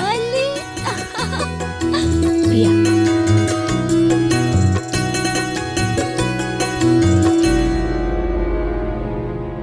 बहू, एगो बात कही, बुरा तो ना मनबू? ना बुआ जी, बोली ना। बहू का है ना, लोग कहेला कि कोरा में के बच्चा कच्चा घड़े की तरह होला, ओकरा के जैसन आकार देबू वैसे ही बोली, वैसे ही सुनी, वैसे ही हो जाई। बाकी यह से कहता नहीं कि अपन लड़का के अपन गूंगी बहन से दूर रखा, कहीं तो और बच्ची गूंगी हो जाई तो। हाँ भौजी, बुआ जी बिल्कुल सही कहा ताड़ी।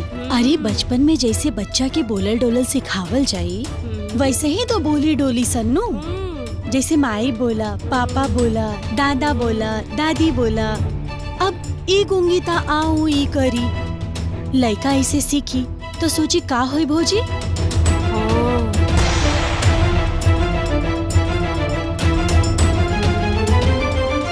देखा बो, हम तो तोहर भला चाहता नहीं, इहे से कहनिया। बाकी ये मत सोचिया कि हम तू दोनों बहन में आग लगावतनी। ना बुआ जी। हाँ अच्छा ठीक बा, तू पिया, हमनी के चलत तनी। हाँ ठीक बा, चल। भाभी दे दे।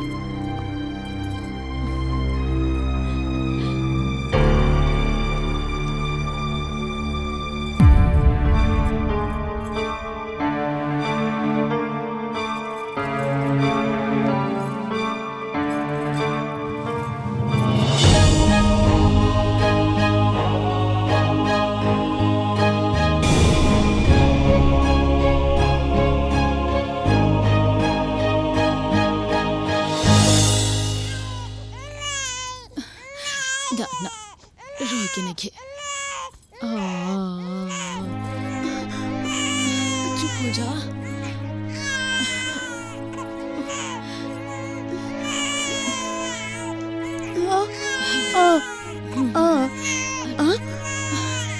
तू चुप कराइबू? कैसे चुप कराइबू? हम माँ होके ना चुप करा पाऊनी, तू चुप करा देबू। जो यहाँ से का करबू चुप करावे खातिर? आओ करके चुप कराइबू। भाग यहाँ से, आगे से हमार बच्चा के लगे नजर मत आइया।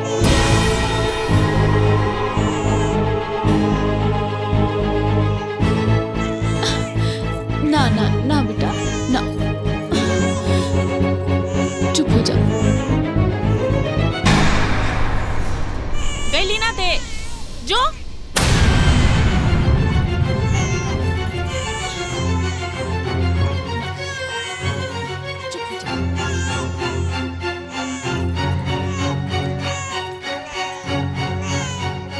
चुप हो गई ना बाबू। ए बहू एकदम ठीक कही। ई गूंगी के अपन लड़की के छुए ना देलू हा। हाँ भौजी ख्याल रखिया, नया नया अभी ओकर कोख उजड़ल बा। भीतरी भीतर तहार लड़की के देख के जरत हुई। हाँ भाभी, ओकरा के अपन लड़की के आसपास आवे मत दिया, कुछ कह दियलस तो।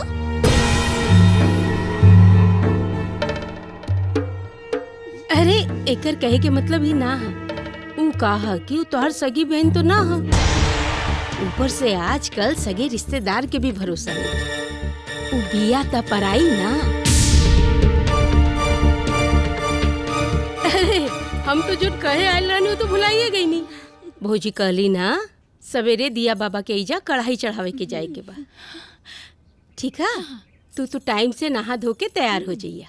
हाँ ठीक ना? चल बाबू के ध्यान रखा, हमनी के चलतनी। चला ठीक है।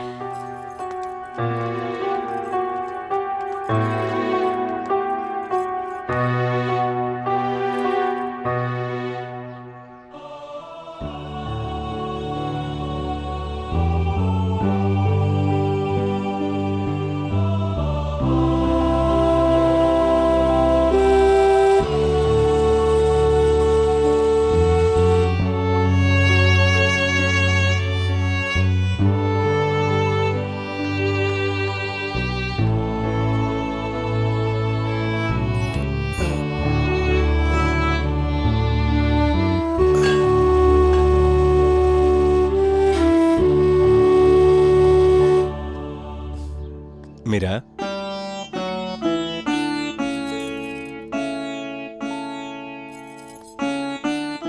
सब घर वाला लोग डी बाबा के हैं कराहा चढ़ावे गइल बन जा, और तू ना गेलू? हा कहे बोलो।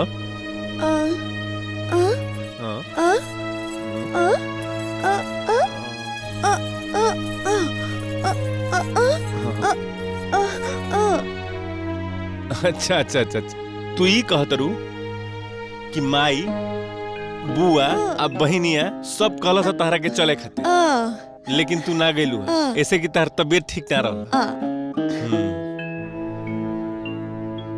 मतलब बेजुबान होते हुए भी एकदम साफ साफ झूठ बोल दे लुआ। हमरा सब पता बा।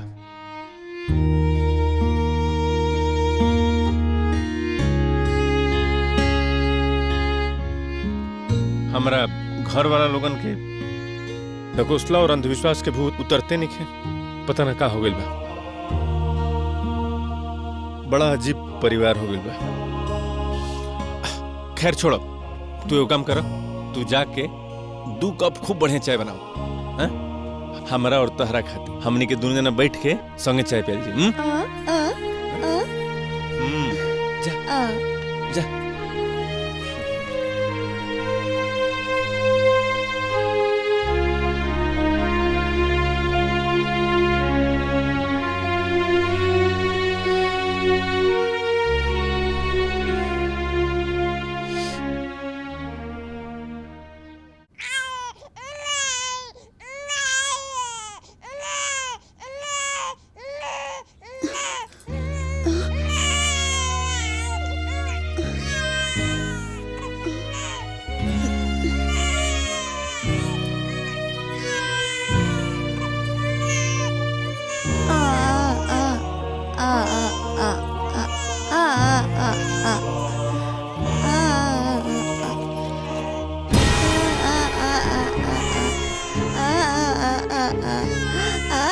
मीरा, तो के मना कर ले रहनी ना कि हमार बच्ची से दूर रहा। अरे गूंगी हो, बहरी तो ना हो, बोल ना सकेलू, सुन तो सकेलू ना। अरे रोवत रहे तो रोवे दे ले रह तू। हम आई थी तो चुप कराई थी ना। हम बता देता नहीं, हमार लड़की पे तो हर कोनो हक नहीं खे, बुझलू? ये हमार लड़की है, हमार।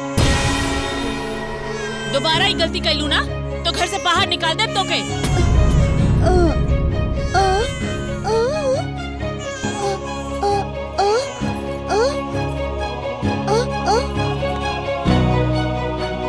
अच्छा, बच्ची पे तो हर हक नहीं खे, बाकी घर पे, सिंदूर पे, सब पे तो हर बराबर के हक है।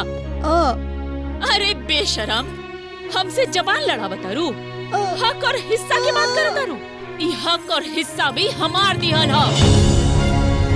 बाकी अब लगता हम गलती कर देनी तो के हक देके। और आज तोहरी रूप देके लगता कि अब तू हमार बहन ना रहलू रे, सौतीन बन गईलू। तू हमार सौतीन बन गईलू। अपन पति से तोहर शादी करा के बहुत बड़ गलती कर देनी हम। मंदिर से हाथ पकड़ के घर लेके आए रहनी ना, ओहो से बड़ भूल हो गई हमसे। बाकी अब गलती ना करब हम। जब ले हमार लड़की बोले डोले ना लगे ना, तू जा जा माई के पास जा। जो वैसे भी माई बाबूजी के सेवा करे वाला कोई नहीं है ना, जा यहाँ से जो।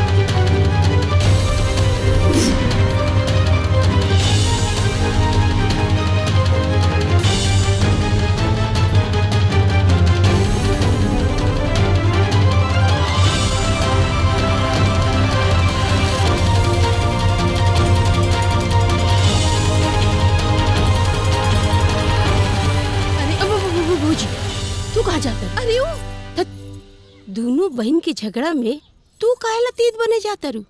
ओइसे भी जौन काम करे खातिर ओकरा के लेके आइल रहलू, वो काम तो गीता कर देलस। अब वो गूंगी के इजा का काम? जा जा बैठा चुप से बैठा।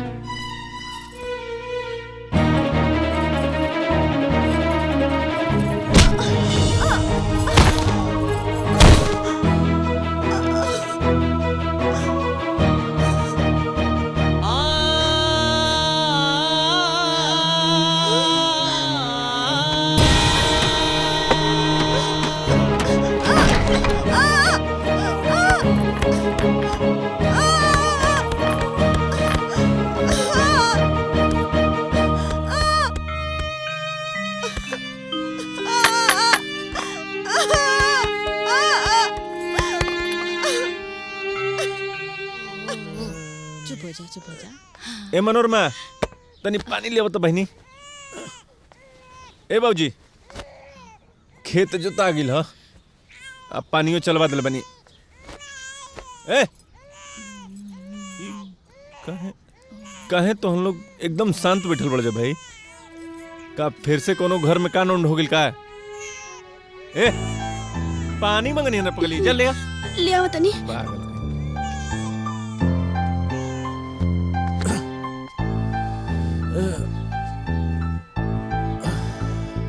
सब आंगना में बैठल बटे। मीरा कहाँ बड़ी? अरे मीरो के बोला लेता जा। मीरा, ए मीरा। अरे केहू कुछ बोलते नहीं के। कहाँ बड़ी मीरा रे? अरे पूछो तो नहीं कुछ हो, कहाँ बड़ी मीरा?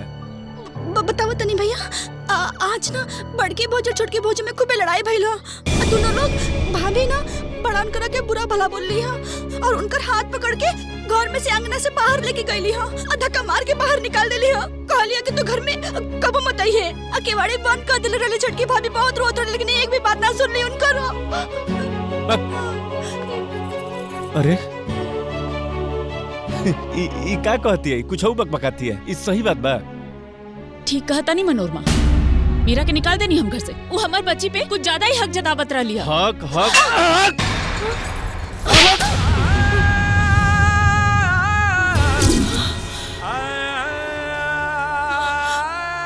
तारा पता बैठे तारा काहे थप्पड़ मरनी हो?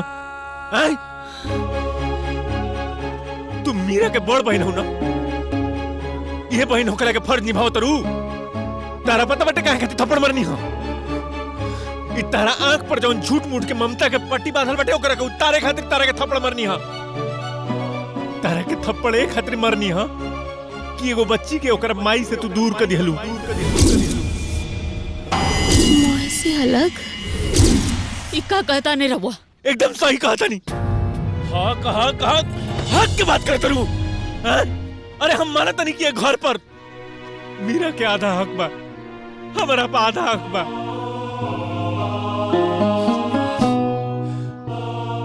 लेकिन ये बच्ची पर मीरा के पूरा हक बा, पूरा।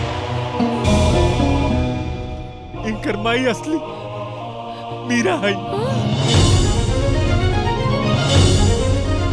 ना। कह दी झूठा। झूठ? ये बिल्कुल झूठ ना है। तो हम लोगों के पता बा वो दिन हॉस्पिटल में का भेल रहे। वो दिन मीरा के कोख में लड़का ना मरल रहे, इनकरा पेट में लड़का मर गिल रहे। ऐसे ही बच्ची मीरा के ही एक असली माई मीरा है।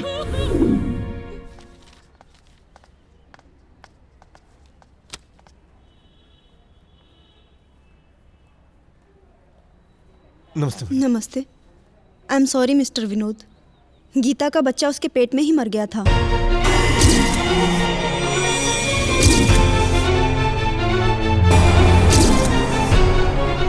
और अभी ऑपरेशन करके उसको निकाल दिया गया है, लेकिन अब ये कभी मां नहीं बन पाएगी।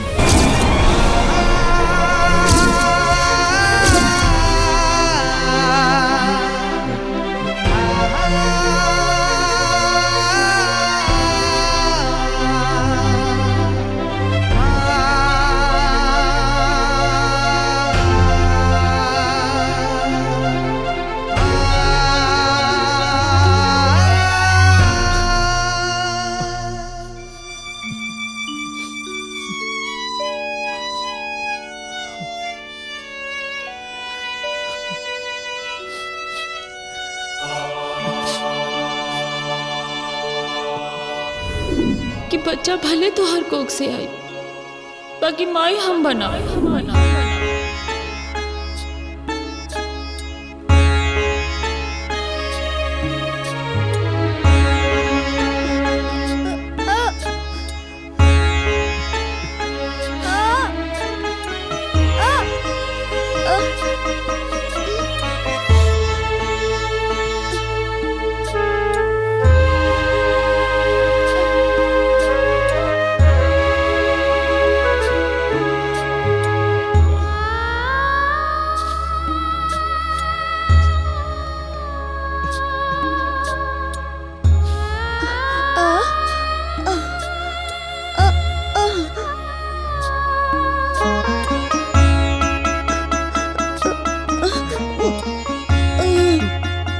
का बोला तरुई पागल हो गई बड़ू का। तू कहता रू कि बेटी हम गीता के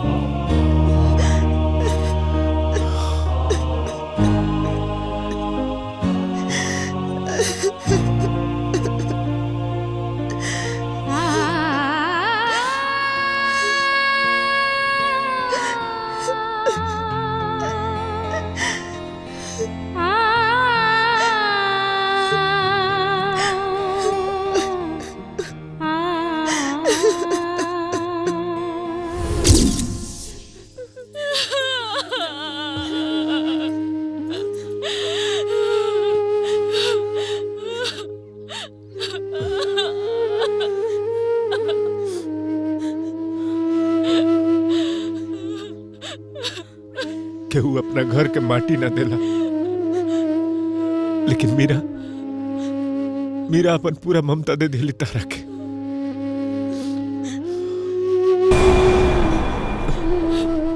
बहुत गलत कैलू तू, बहुत गलत कैलू तू गीता।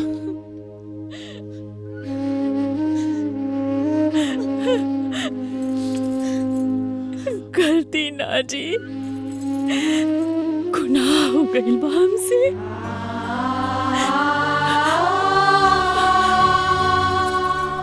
मीरा जी हमरा खातिर कैली, ये तो केहू सगी बहन भी ना करे।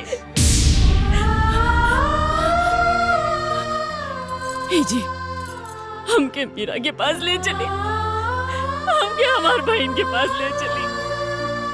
हम ओकर गोड़ पकड़ ले, हम उसे माफी मांग ले। ये ओकरे अमानत बना, हम ओके सौंप दे, अपन मीरा के सौंप दे। हम अपन मीरा से मिले के चाहता नहीं। एकदम चुप, एकदम चुप।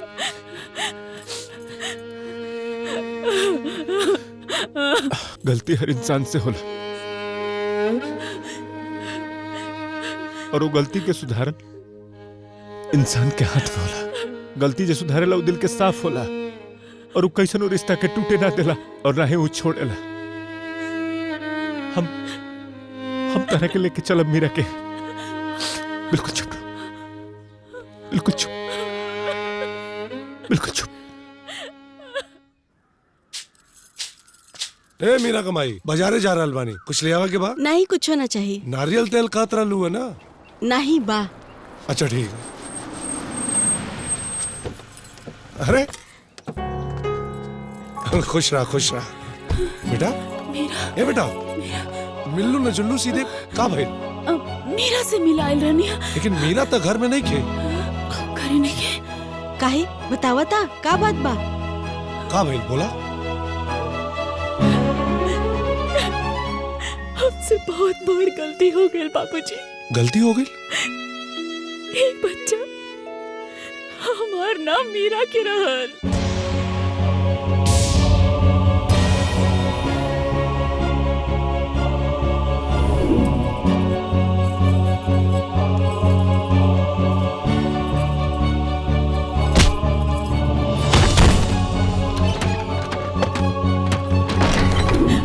के बहुत बहुत दुख देनी है।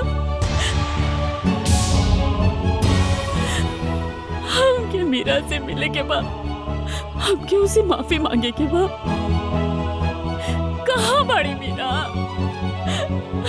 चुप हो जा, चुप हो जा। मीरा लेकिन घरे नहीं थी तब बाड़ी कहाँ? सोचे वाली बात थी।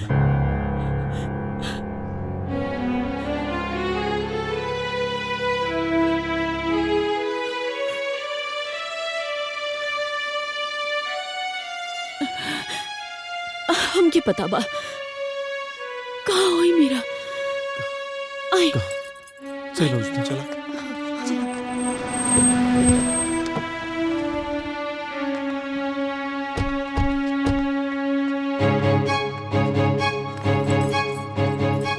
मीरा मीरा ए मीरा मीरा कहाँ चल गई लू मीरा?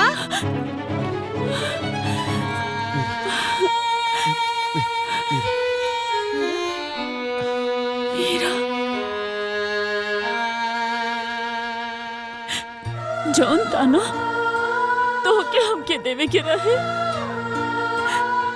तो के देत रहनिया। और तू सब चुपचाप सुन ले लू। काहे बहन?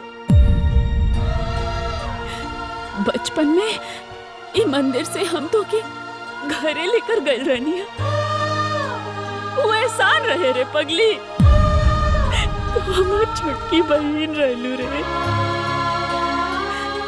कब इतना बड़ बन गईलू?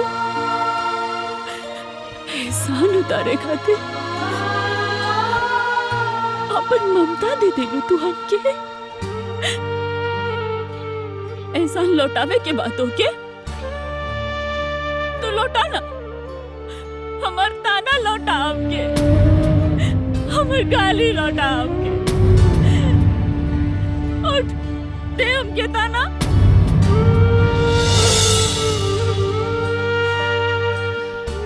हम तो तार बड़ बहन रहली ना रे। हमसे तो एक बार कहले रह तू कि बच्चा तोहारा। हम सब देत रहती तो के। पगला गेल रहनी रे बहन। माता खराब हो गई रहे हमार। जय लोगन के अंधविश्वास पर भरोसा कर लेनी। अरे वही मौसी की परछाई पड़ला से कहीं बेटा बेटी मुरझाला।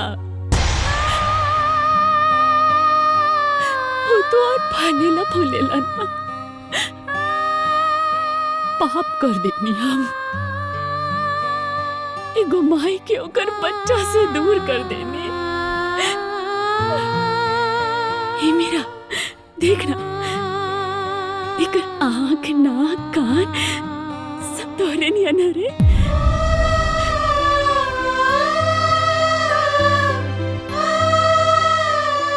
तो के खिलावे के रहे ना, अपन गोद में खिलाला। हमें के तो के सौंपे आइल बानी रे। ले ले गोद में ले। ले ले तहरा के खिलावे के रहे ना ले।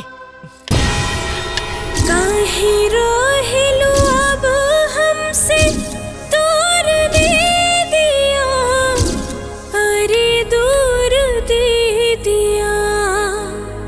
काहे रोहिलू अब हमसे मीरा मीरा मीरा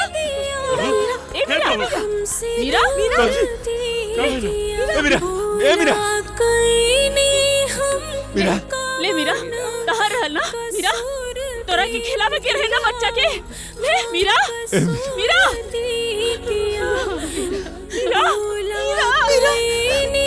हमको बना कसूर दे दिया, हाँ कसूर दे दिया।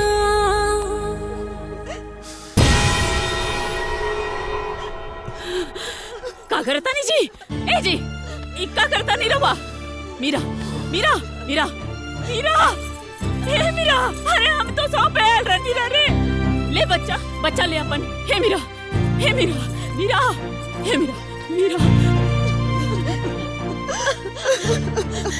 बच्चा की तरफ एक बार देख ले देख देख तोहर गोदी में बा देख तोहर गोदी में तोहर बच्चा बा हे मीरा मीरा हे मीरा मीरा ई का कइलू तू? मीरा ए मीरा हे मीरा मीरा